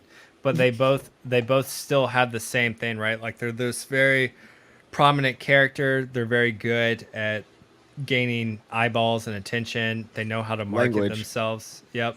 They're okay to play up the villain too, right? Like they both have played the villain at certain parts as well. Like they're okay with like, maybe you don't like me, but I'm gonna go this route, and here are the reasons why, and they're okay to play up that side if they need to. But yeah, I can see the parallels for sure. I definitely give Richard Hart the intelligence factor though. Yeah, the dude Richard. Yeah, he's never showed any like bad intentions, right? Like he's literally streamed since like early 2017, and like Coffee mentions, he wrote Sci-Fi before that, and same thing with Fix the World. So he really has like when it comes to game theory and what you guys are talking about, like Richard has the long-term perspective of how to do something successfully as opposed to, you know, a short term and trying to go at it. Like he really is in it, like you guys talk about, for the legacy, but also to you know, fix the world, change the world, stuff like that. Yeah, we shouldn't have even brought it up though, because I mean, whether or not there's similarities, it's not a political show, you know. That is one thing Richard's talked about, is the second you mention that or other stuff, you know, you immediately alienate the people that have different opinions. But half your audience, But yeah, I got your let's point. see. Sure. You know what movie I just rewatched yesterday? It was called The Interview with James Franco and Jonah Hill, where they go and interview North Korea. Yeah. So fucking funny. I don't remember it very well. I think I was really fucked up when I watched it the last time. Dude, it's literally like James Franco has to like go interview Kim Jong-il, assassinate him or something, and like assassinate him, but they become friends. I've been watching like financial movies. So like I've been watching like Trading Places, The Big Short, Wolf of Wall Street today. Like I've been watching that kind of stuff. Yeah. It's been my kick lately. Yeah. Wolf of Wall Street was just because I'm like, yeah, you know, I'll buy a yacht at some point. Get some ideas, get some inspiration. Quaaludes and a yacht. Yeah, where do I get my hands on some Quaaludes? those Quaaludes from the 1980s, the duds. Oh, they hit different. They got that delayed reaction. Yeah, it's a good movie. I can't wait till there's a new Matrix coming out. I cannot wait to see that. Oh, there is. Are they actually doing that? I think. I heard that, but then like I feel it's like just the internet trolling. I hope. I'm looking. I mean, good thing that Keanu doesn't fucking age. So. I know. He's still the same. Yeah, it's called Matrix. I love the memes where it's just like every year it's like the dude is the exact same. Yeah, dude. He's a badass actor though. Have you? Evidently, he's like one of the nicest guys in real life too, which is probably pretty rare for most actors. But have you ever seen all the pictures of him with like? He always has all these like hot chicks trying to take pictures with him, and every picture he's never touched like a single one. Like if you look when his arms are around them, he's always got his like hands out, like not touching them. Every picture you cannot find a single picture of Keanu Reeves like touching like a female in a picture. It doesn't happen. He's real careful. You can see him every time. He's just like nope, nope, not getting sued. Not getting sued. Yep. Yeah. Smart. Ash is like take the red pill and the blue pill. The red pill is Hex, blue pill is Pulse. That's awesome. Yep. Yeah. Yep. I'd take them both. Just. That's a great analogy. I think I saw that. I think that meme's been made. It's pretty awesome. Yeah, because the blue pill is like bringing us back to like reality or whatever, but the red pill is like breaks all of crypto and you realize it's all bullshit. That's actually very true. Let's see. The purple pill, lol. Yeah. Also, hey, T-Bird said he met Keanu. That's pretty cool. Oh, that's dope. I bet he's a good dude. You guys have coffee or what? I need more backstory. I mean, and he likes all the stuff I like too. Like he likes guns, fast cars. Dude's awesome. Let's see. Motley, you've inspired Scotty to get some clothes, maybe some nice clothes. Dude, I'm telling you, Yeah. like you want to feel like a badass, just get a custom John Wick suit made, and I happened to just randomly like stumble into the store that actually makes John Wick suits. I was just like, no way. When I saw like their display, I was like, you gotta be kidding me. I was like, this is a sign. So I wasn't gonna get it done because it was gonna be too late for Freddy's thing. But then I thought about it for like 5 minutes. I was like, fuck it, I'm already here. So I went back and set up a time to go get fitted for the guys. So yeah, I'm gonna get a couple made. I don't know. I don't dress up, and that's the problem too, right? So I was going around DC, going into these like top tier, super fancy suit stores. And I'm in like flip flops, like some khaki shorts, and like a bum T-shirt, and no one would give me the time of day. Like I'm going through this suit store looking like I just like came from the beach, and no one would give me like the time of day. And I was like, damn it, I got a shit ton of money I'm trying to spend, but no one thinks I'm gonna buy anything. So I didn't get like any attention from the salesman or anything like that. Even the suit that I went to where they made the John Wick suits, the guy was just kind of like dismissing me or just didn't seem that interested until like I think I mentioned at one point with the custom suit, I was like, I don't care how much it would cost if you could do it by this date. And then he got really excited when I said that. I was like, I don't care about price. I was just like, if you can get it done by this day, the price is irrelevant. And then his eyes got a little wide and he seemed a lot more cheery and friendly.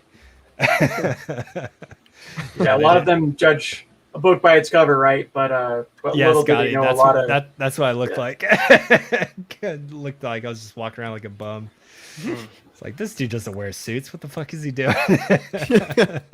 That's all I wear too nowadays. I mean, I Yeah, got, like I just- basketball shorts on right now. Who am I? Who am I trying to impress? I'm just going around enjoying life, doing what I want. Yes. I'm not a fashion guy, but maybe I need to borrow from the Richard Hart playbook a little bit. Yeah, I mean, I don't know. That's a little. It depends what you're trying to do, right? Like, I mean, there's Yeah. a time and setting for different things, and it's good to have. Maybe it's good to have a custom suit or two in the wardrobe if you ever do need it. So like, you're not me like a fucking pleb like a week before, like, hey, can you do a custom bespoke suit for me? I need it in like, I don't know, by Sunday, and they look at you all cross-eyed like you're crazy. It's like, I have a lot of money, and they're like, yeah, that's not the point. Like, I physically can't do it in time. Yeah. I think the closest I got was someone said he could do it like on the 22nd, and he's like, it's gonna cost you, and like I still can't. He still couldn't get it done by. I think I told him I think the earliest I needed was the 11th. He's like, yeah, there's no way in hell anyone's gonna get that done. It's not possible. You literally just freaked me out, but that's COP. Anybody know what that currency is? That's Colombian pesos, I believe. Okay. Pesos are not worth that much. But thank you anyway. No. I think that's maybe like $50. Maybe. Yeah, thank you 25 for or the big 50 number, somewhere. the large quantity of pesos. It looks Nice. impressive. I know, right? Scotty, step up your game. $50,000 doesn't count. 50 hex. 50 Oh, cents, hex. no I shit, thought you said 50 cents. Yeah. Sticker. Yep. Huh. See, I told you Wave 3 TV. That wasn't crazy. Yeah. So we already hit it. I believe you. I know you did. I was just giving you a hard time. I'm rubbing my quarters again for good luck, so we can hit it permanently and stay there. Let's see. Yeah. Is anyone here not done with the fiat system? Hacks is a strong way out. Yeah, I mean, I'm done with it. I have to live in it. You know, we have to buy things to live, but like, I'm trying to do the bare minimum right now. Yeah, me too. I want as little as possible so the rest can Yeah. stay in Hex. I had this conversation with a friend of mine today where I was like, I'm at this point with where my mindset is with just like what is currency and what is crypto and all this stuff. Like, to me, the riskier asset at this point is keeping my money in USD as opposed to Hex. Like, I want a majority of my economic mass in Hex as opposed to the US dollar right now, Yeah. personally. Yeah, and what's a really cool idea is that I saw somebody doing on Twitter the other day. Everyone probably saw it if you follow Richard, but Hex accepted at a store, so you can actually pay for stuff with Hex at Oh, that's some cool. guys in an electronic shop. I think he Is he a fixes like Hexican? computers. Yeah, Yeah, I figured. because he said Hex accepted here, not Bitcoin, not Ethereum. Like he's only accepting Hex. I would accept if I had a store too. I'd be accepting Hex. Like, yeah, you can pay me in Hex. Yeah. You Joke's can on pay you. me in Hex. Yeah. I think pretty much anyone that's buying anything with Hex, the value of that item has gone up exponentially. Yeah. I mean, look at the pizza, right? I want to see how much my painting from Toberus is worth now. Let's see. Yeah. What are we sitting at right now? 46 cents? 46 cents. My painting from Toberus, I bought it for $450 and is now worth $21,000. Not bad. Not bad. Quite the work of art. Oh, and then for Renshi T's question on the T-shirt, I'm mostly just doing laundry. Otherwise, I would have had one of those like Sonoma shirts that I like to wear. What shirt? What? It's those casual, just like the casual beachwear shirts. It's like the button up, and then I'll just wear a tuxedo shirt at this point. Just say fuck it. Let's see. I mean, to your guys' point, Hex or fiat. At the end of the day, yeah, fiat doesn't necessarily pay you in interest, and especially trustlessly. And then with Hex, that its inflation rate is consistent. But with fiat, I mean, we see how the money printer is just going burr. It's just making everything kind of more expensive and devaluing it. Guys, I gotta head out, but it's been real. Yep, It's been a great stream, and everyone in chat, you guys are awesome. New all-time highs again, so I'm super happy. Peace out. Thanks for coming on, bro. And, I gotta take care of shit. Yeah, I know you do. Later. Yeah, I'm glad he came on. If you guys knew what he was busy with, I'm surprised he came on at all. All right. Gotta go deal with some personal crap. I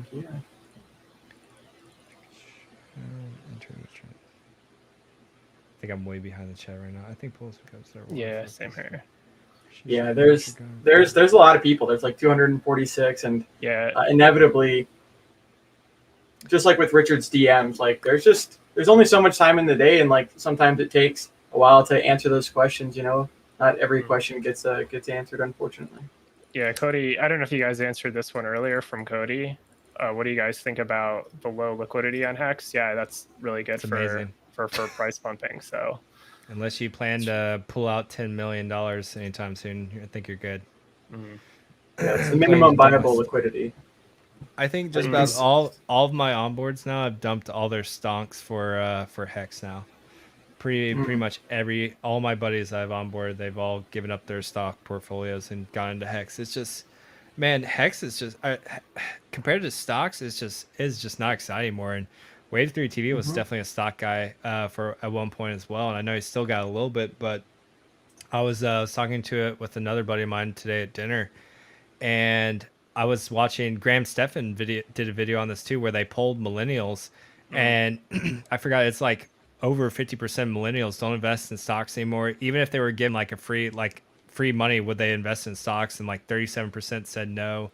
Like they think it's a corrupt system. They don't think like there's anything to be gained from it. Like cryptocurrency, we get like a 2x, and it's just another day for us. And it's just a huge windfall if you're ever lucky enough to get that in a stock. And it's just it's a way to actually break this corrupt system that we seem to be in right now. This whole wage slavery, like the modern day slavery, is just being a wage slave, and you're not going to break it via stocks. Stocks at best are going to hopefully retire you when you're too old and feeble to work anymore, hopefully.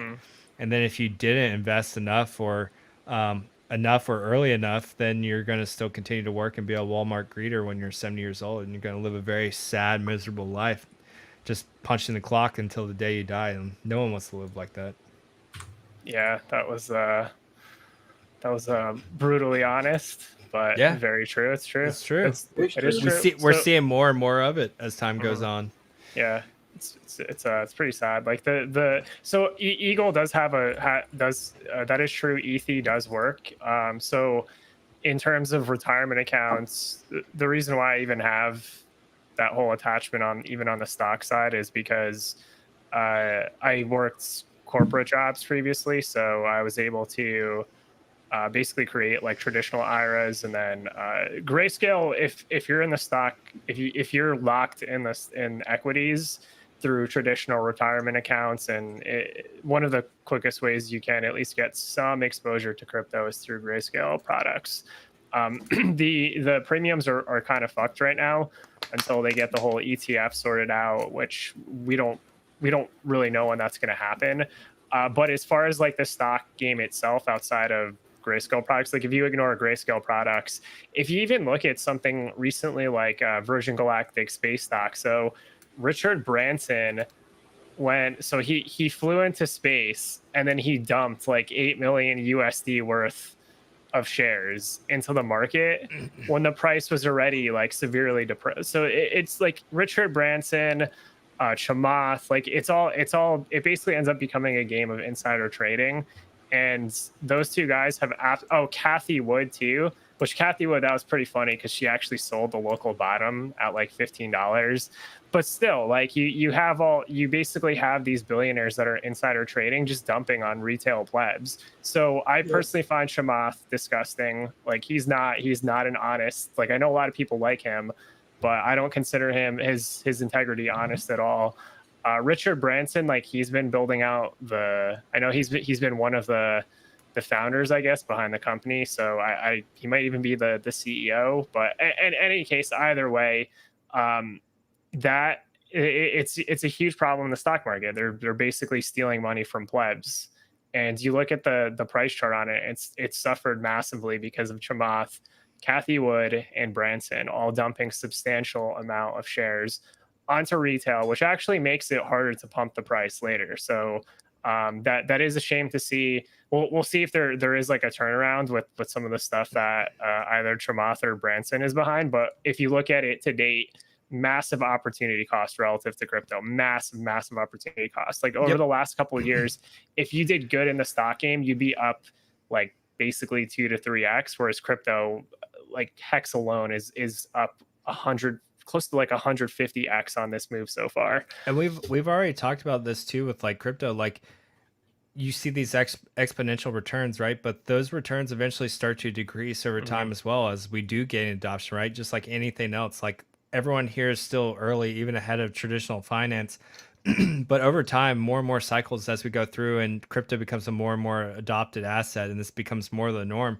Like you start to lose some of that upside as well. Those exponential returns that we receive now, like you might only have another cycle or two of this, and it's going to be lesser of degree each time. And so you only have so many more opportunities of this before everyone and their mothers in this space as well. So like take advantage of it while you can. Government's going to come in here more and more. So they're going to start digging their fingers everywhere they can. So like it's still the wild, wild west. You can still get absolutely just mind warping numbers. Like Hexicans don't even realize the amount of X. Can you imagine Hex still doing what Bitcoin does a 6 million X? Like most Hexicans haven't even thought out that far yet, but like Hex could very well do exactly what Bitcoin did in terms of multiples of X. Like it's crazy. It's absolutely crazy. Yeah. So like I know Joe in here was asking earlier, he was asking us if we think BTC is going to continue to dump.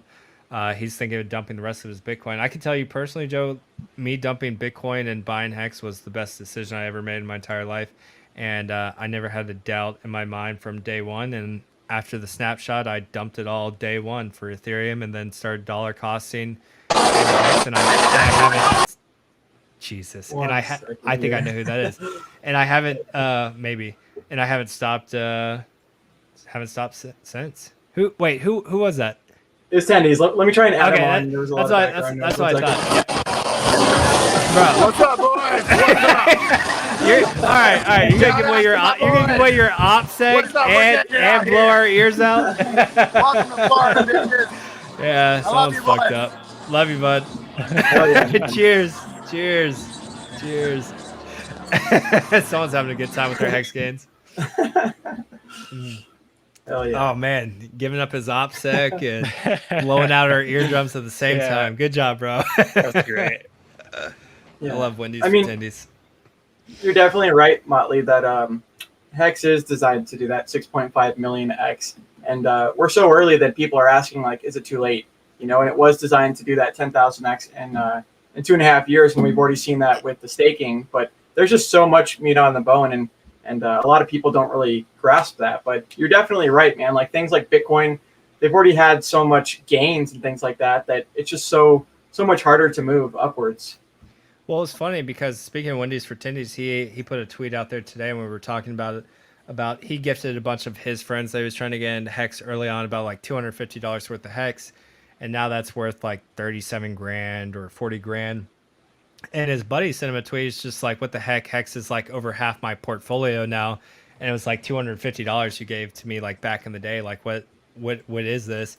And he continues to try to get like say that certain friend in, for example, and their head to see something go from like a couple $100 to like almost $40,000.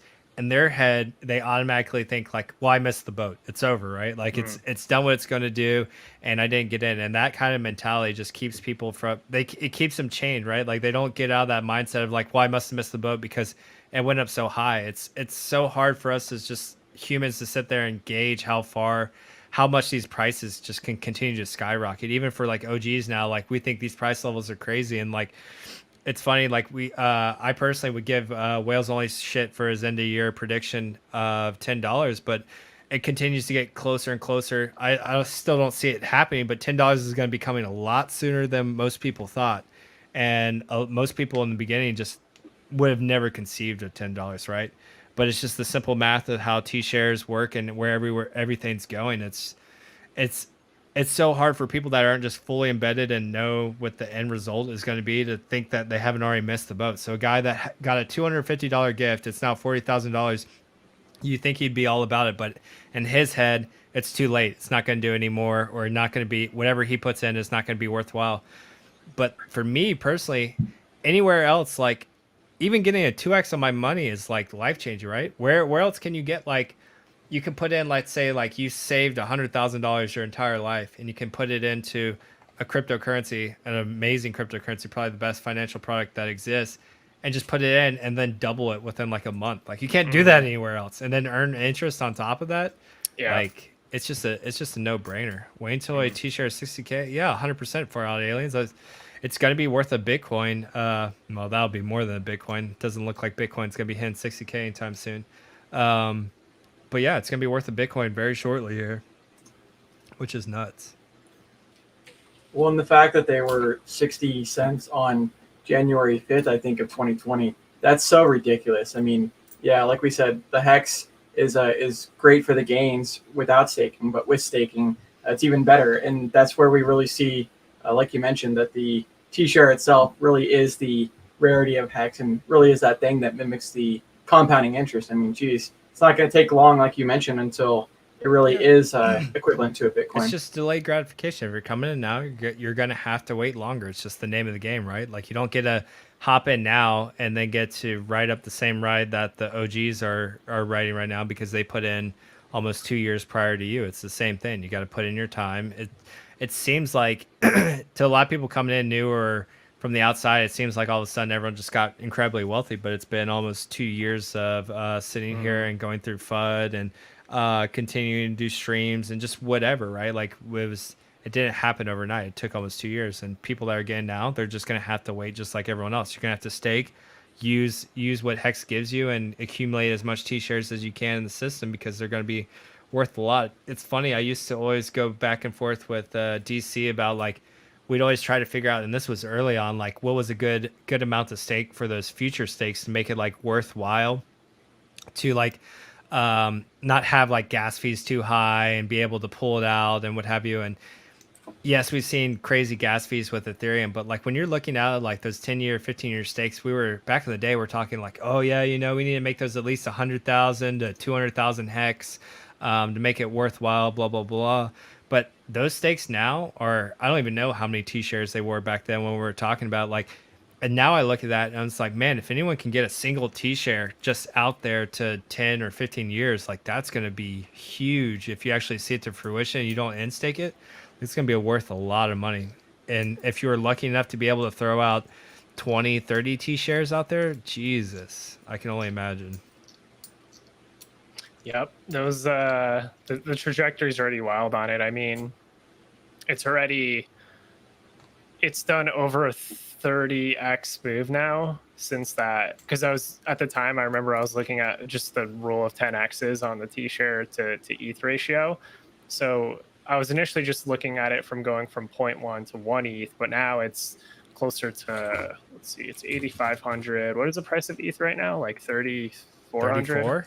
34 last I checked, Okay. I think. Yeah. 34.80 essentially. 3,480. Okay, so it's 2.5 ETH now per T-share, and at the time, so it's done basically 25x since that initial chart projection. I remember we were looking at basically before big payday as to how explosive the moves can be, and then it's likely going to catch, like if you compare it, if you denominate it versus Bitcoin, since Bitcoin totally sucks when it comes to the tokenomics at this point. It'll keep going up in value, just to be very clear. It's just not going to perform as well as other assets in the space, obviously. But when you compare it, let's say versus Bitcoin, which is what traditionally most analysts will do on the market, then it's going to make the grounds fat. It's going to make the gains faster on the Bitcoin ratio, much like, because Ethereum basically makes ground on Bitcoin, and then Hex makes ground on both Ethereum and Bitcoin. So the rates already are, you're going to get variable rates, but it's already amazing seeing today the T-share is approximately 18, close to 19% of a Bitcoin. That's a lot. That's a lot. What? That is a lot. These 6K days, so our T-shirt prices go. T-shirt. Yeah, and like when people struggle with like getting people past that barrier, like just work on your explanation of a T-share, because like that's the moneymaker, right? Like that's the magic behind Hex. It's just like go to go.hex.com, show them the price of a T-share, how much Hex it is, and just tell them it's just like this always goes up in terms of Hex. The price of a T-share in terms of Hex always goes up. The system checks to make sure you haven't received the highest ROI. If you have, it's going to bump it up to so you can essentially stake out all your principal, interest, and emergency end stake penalties and get the same amount or greater T-shares. It's going to increase that, so it's always going to go up.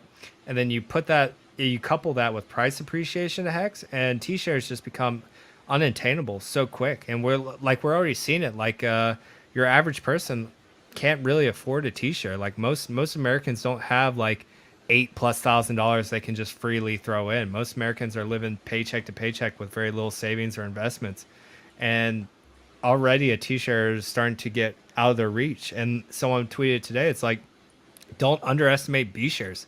B shares are going to be incredibly potent. They're going to be B shares are going to be the same thing come a couple years down the road, where people are like, shit, I can barely afford a couple B shares, and it just continues to progress like that over time. So again, it's just time is a matter of game, and if they think they've missed it, it's just like, look, we're not number one yet. We're going to be number one. It's inevitable. It's like fucking Thanos at this point. Hex is inevitable. It's only a matter of time before Bitcoin kicks the bucket to Hex. Ethereum is in the target areas. We're less than a 2x from Ethereum already. Bitcoin's going to be short to follow. And then after that, wait until, so traditional finance is already here. Hedge funds are already here. They're already adding Bitcoin to their portfolio. Wait until they find a better store of value that also earns them 40% APY for holding over 5 years' time. They're going to lose their minds. They're like, holy shit, fuck this Bitcoin. And it's locked, so I don't have to worry about an inflation bug. And it's 3 times audited, including an economics audit. And I still get 40% APY, and it's the fastest appreciating asset, and it just surpassed Bitcoin. Like, that's when we hit virality.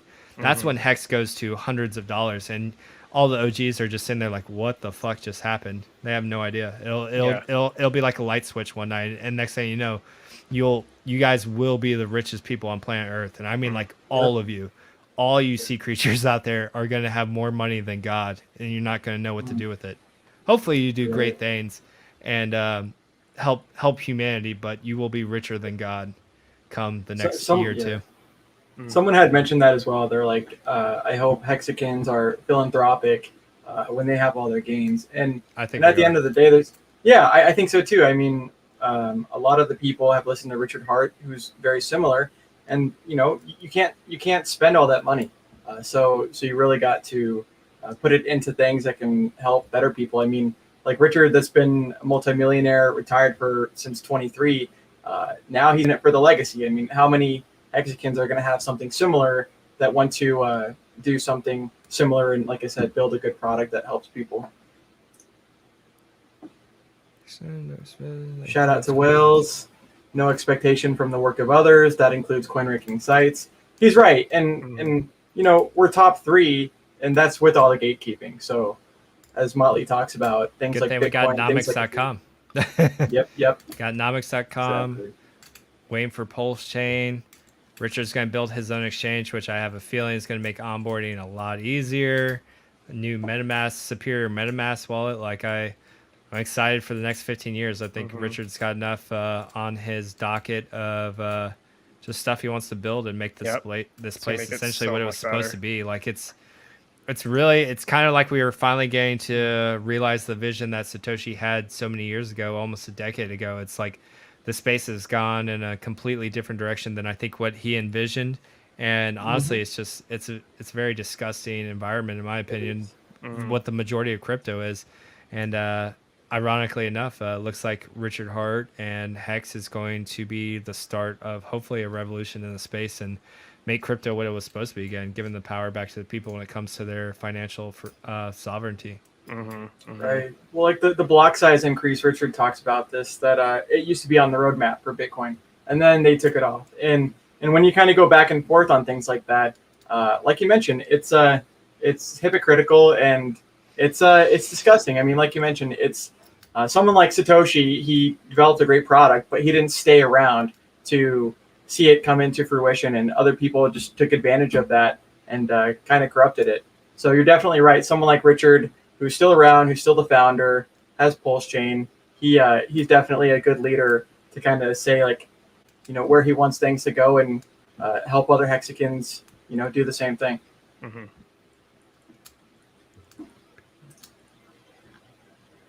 What's up, D'Artagnan? I haven't talked to you in a long time, bud. How are you doing?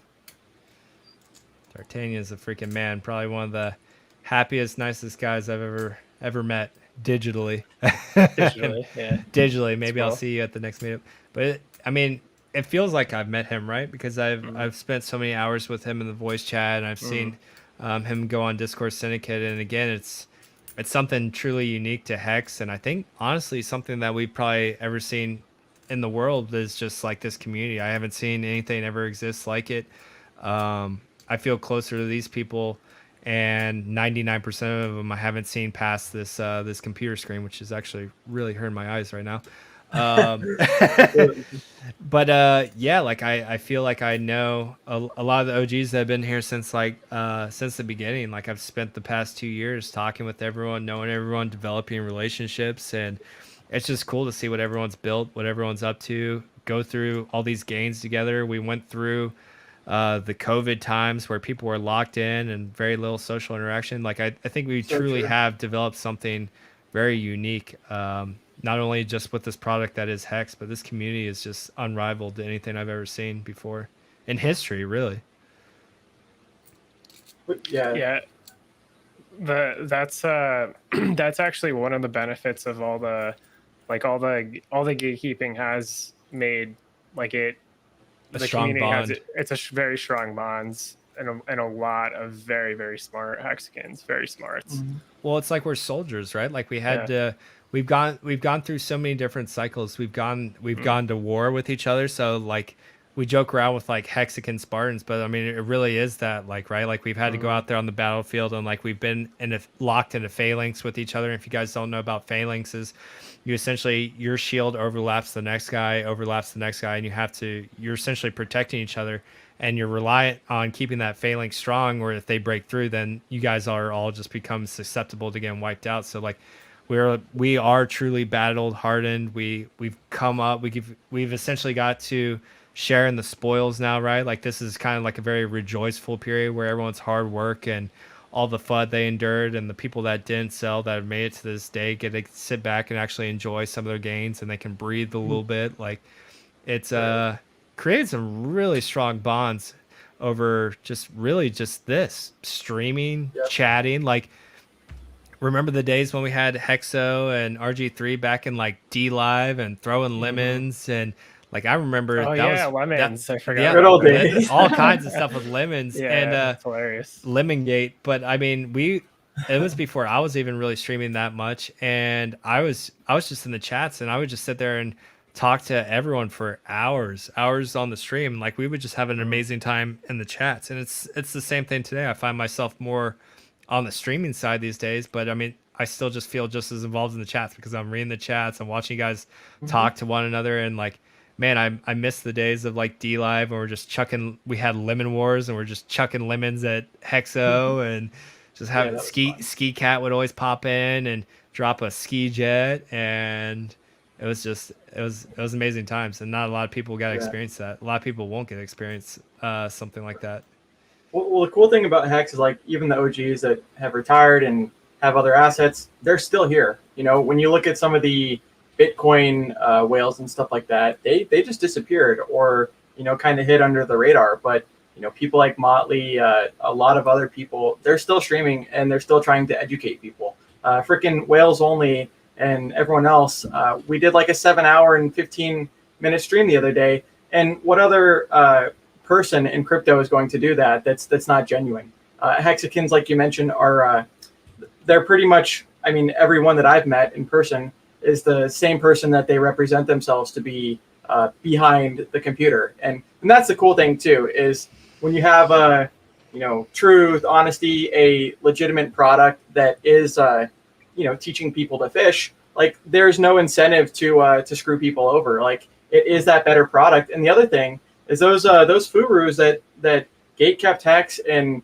purposely slandered it and didn't even have the brains to do their own research for 5 minutes. They costed a lot of people a big opportunity cost. And, you know, how mad are those people at the, you know, the furus? And anyways, it's just cool to see that Hexicans, look at Crypto Spar booth, you know, like Patrick and Alan, they're traveling all 50 states, they're retired, and they're educating people on the road, you know? So Richard said, what if like every Hexican did what they're doing? And, you know, we just got a whole bunch of passionate people because we know that the product is legit. So when you're marketing it, it's not fake. It's not something you have to sell. It just sells itself. But like Motley talks about, you need to be educated when you're explaining it to people, because if you don't explain something properly to someone, then they might not understand that that really is the golden ticket.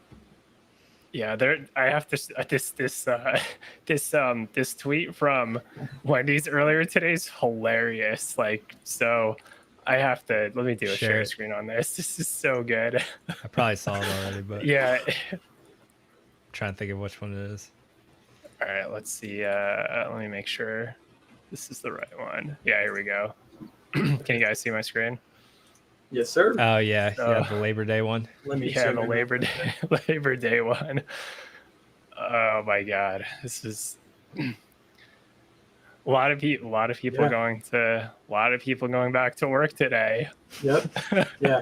Well, in Wave 3, you talk about that Motley seemed kind of grim, right, when he was talking about the traditional system and being a Walmart greeter at 80 years old. But well, yeah, I mean. You kind of have to take that risk and go outside the current system. I mean, crypto really is that opportunity, but especially things like you know, Hex and Pulse that have, you know, because I think that was the comment that there was like somebody that was like talking shit, and then they just respond. It was just crypto Twitter is awesome. I love crypto Twitter, especially when Hex is pumping. It's the best. Gets very quiet from everyone else, and Hexicans are losing their minds. Yep. Yeah, people that are like Bitcoin maximalists, they're you know, they're not celebrating the same gains that we are. And like Wendy said, a lot of people are going back to work, or a lot of people are just in Bitcoin or these other things that aren't doing as well. And eventually people get tired of seeing people be successful, and they kind of want that too, or they just turn completely bitter and double down on their position. But yeah, I mean, you can join Team Win. It really is that early, and look at all the Hexicans that are having such a good time. Like we said on Will's stream, how many other cryptocurrencies or financial products do people get excited when it goes down? So yeah, you get nice cut of those emergency and stake penalties. It's a lot. Hell yeah. Oh, sorry, go ahead, Brent. Oh no, finish with that. Yeah. Oh no, it's not. Yeah. It wasn't. I was just gonna say. I mean, we're kind of at the 2 hour mark. If you guys have other things that you want to talk about, otherwise, I mean, 2 hours is kind of a for me at least, because we hang out in the green room too. It's kind of like a good time for me to cut it off. But if you guys have any last things that you wanted to talk about, we can do that too. I would say for this stream, he made some good ground. So, yeah, I guess I'll let, if Brand wants to close out the stream, then there's going to be cool stuff going on this week. Across everybody on Nights of Crypto. So, I think that's really about it. Just keep a lookout on Twitter, and then I'll let Brand take it from here. This is great. I wanted to show off my meme because I was very proud of it today. It was very applicable to what I talk about. It was inspired by Wendy's friend who just refused to buy Hex even though he gifted him $200 and now it's worth like 40 grand. And I was just like, you know what? I was like, that leads me to the old analogy of you can lead a horse to water, but you can't make it drink. And I was like, fuck that. I was like, I'm sure there's somewhere on Google where there's a funny image of someone making a horse drink, and I stumbled across this. So I was like, let me go ahead and just throw some Hex and Pulse logos up there real quick. This one really gets at me too, because I use that analogy a lot, and I've heard multiple people say the same thing. But yeah, like you said, yeah, I mean, the memes too, right? The Hexican memes are absolutely amazing, and it's cool to see all the talent, like you mentioned. I mean, we've got a lot of business people, we've got a lot of design people, and pretty much the system itself. You can, I think Motley mentioned it before, but if you need something done, you can pretty much reach out to a Hexican that can kind of fulfill that, as opposed to going outside. It's almost too much now. I almost get too many questions a day where I'm just like, like even retired, like, man, there's so many of them. So, I mean, keep sending them, but I always challenge you guys to go out there. The information is out there, so just see if it's truly a question that you're stuck on and you can't find the answer, or ask yourself like, hey, am I being a little bit lazy here and just trying to get someone to do the work for me, right? Because the information's out there. Just you just need to put in the effort sometimes. But if there's something that you're truly stuck or not understanding, definitely reach out. I'm more than happy to answer. But it's starting. I'm starting to feel the effects of a lot of DMs coming in. Same, man. It's similar to Richard, where it's like, and it's funny, right? Because I bitch about it slightly, but I can only. It just again shows you how impressive Richard is, because I can't imagine he did it as long as he did, going through all those DMs. The amount of time that takes, and all the stuff he's working on in the background. I was just like, Jesus Christ, dude, how did you do this? Yeah. So you just don't get that for much. And I mean, he said it, like, he pretty much can't get to all the DMs anymore. His audience. It's good though. His audience is continuing to grow, but for him doing it as long as he did, like, kudos to him. And how privileged were we to be able to reach out to essentially a billionaire and a very talented, smart person, be able to just ask a question. If you had a question, he would answer. Yep. People like Vitalik, you can't reach them. People like Satoshi, you can't reach them. And Richard, his last name's not Hart, it's Schuler, but he chose Hart specifically because he does want the betterment of humanity. I mean, for someone of his wealth and being an early Bitcoiner, like, he didn't have to do any of this. He could have just hung out in his little castle and just lurked and stuff. But yeah, it really goes to show you, like you mentioned, the time that he spent not only streaming, but answering DMs and stuff like this. And yeah, that's really, at the end of the day, what it comes down to is educating everyone else and getting them. You mentioned the Spartans. I mean, those Spartans need to be trained if you want them to succeed. So that's what we're really doing, is educating people, telling them why this is a great financial product and why it's still early. and you know, we want the best for people, right? I like that analogy of the teaching people to fish. You know, like we're not just giving you a fish, but we're teaching you how to fish. We got a whole freaking ocean of a lot of fish, and you know, there's plenty of it. So come on. Yep. So Before we go out real quick, guys, go on my Twitter. I have a giveaway for hexmerch.com. There's a tweet out there with the rules and stipulations. Friday, I will be streaming 10 p.m. Eastern for that. So you got to be there present to win. Follow the other instructions in there. First place is going to get 3 free items from the store. Second place will get 2. Third place will get 1. So a lot of free Hex and Pulse merch to give away at hexmerch.com. Just go to the tweet to find the instructions. Also, Jim Rat Crypto, his buddy made Hexican shields. Those are still up for sale, I believe. Had another tweet on there, so just go find there. It's like save 100 to get $100 off the shield. Get your Hex shield. I know Hex 19 just said he bought one. And then we also have a new YouTube channel coming up called Legion VC News. We actually came up with the name Legion before Richard started saying we are Legion, so that was kind of funny. Go ahead, check it out, subscribe. We'll be doing news on essentially new projects that are going to be building on Pulse Chain. So go check it out. We're not going to take any coins or money or anything from these people. They're just going to come on, talk about their project, no bias or anything like that. Learn about what's going to be built on Pulse Chain. Our first interview, I already talked to Pulse Doge. Pulse Doge said they're going to come on, so that should be interesting. So stay tuned for that. I think we might run a stream on that channel this week to just start building up some of the followers. So go check it out. And I know Wave 3 TV and I are working on a project with the Golden Chart. The artist is pretty much done with all the graphics that we need. So that's pretty sweet. Now we get to start working on some animations and some other very cool ideas with how we release the Golden Chart. So check it out. Speaking of Hex merch, I just got 2 shirts. Crypto Kool-Aid, go to my tweet, follow the rest of the instructions, and then send me the receipt. That's another thing. If you guys buy merch from the store after the date of that tweet and before Friday, send me the receipt, and then I'll give you, and you get an extra entry for each item you buy. So if you bought an item, go DM me the receipt, and I'll put you on the wheel as long as you meet the other requirements. Yeah, blackwinning it. It's also possible because there's certain the channel is created on YouTube. There just might be there might be certain restrictions since it hasn't had an official live stream yet. But do check out updates for that. You know, follow everybody. We'll tweet it out. Yeah, we'll tweet it out. We'll go live this week. We'll figure out a time and go live this week or something on there. Yeah, it'll be good. And then Golden Chart is looking amazing. So it's gonna be super exciting when we have that for Q4 of this year. I think we're basically gonna finish 2021 with a bang.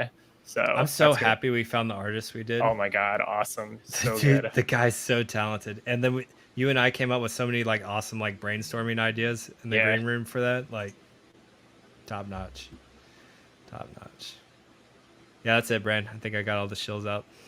Cool. Yeah, I mean, everyone can find each other where the names are, right? So Motley Investor, he's pretty much that on YouTube, on Twitter. Same thing with Wave 3 TV, you know, and yeah, definitely, you know, stay in touch and you know, listen to the people that are in the community, right? Because someone mentioned on Will's stream that this is really where a lot of the knowledge is. That a lot of people that are looking from the outside, they don't hear this good stuff unless they're actually looking for it. So the people that are listening to this information, they're really going to do well because, you know, we all kind of have learned from previous mistakes and we all kind of stay up to date with what's going on in future updates. And that gives you an advantage when you can be in earlier than someone else. So definitely stay tuned because, you know, Hexicans are streaming literally every freaking day.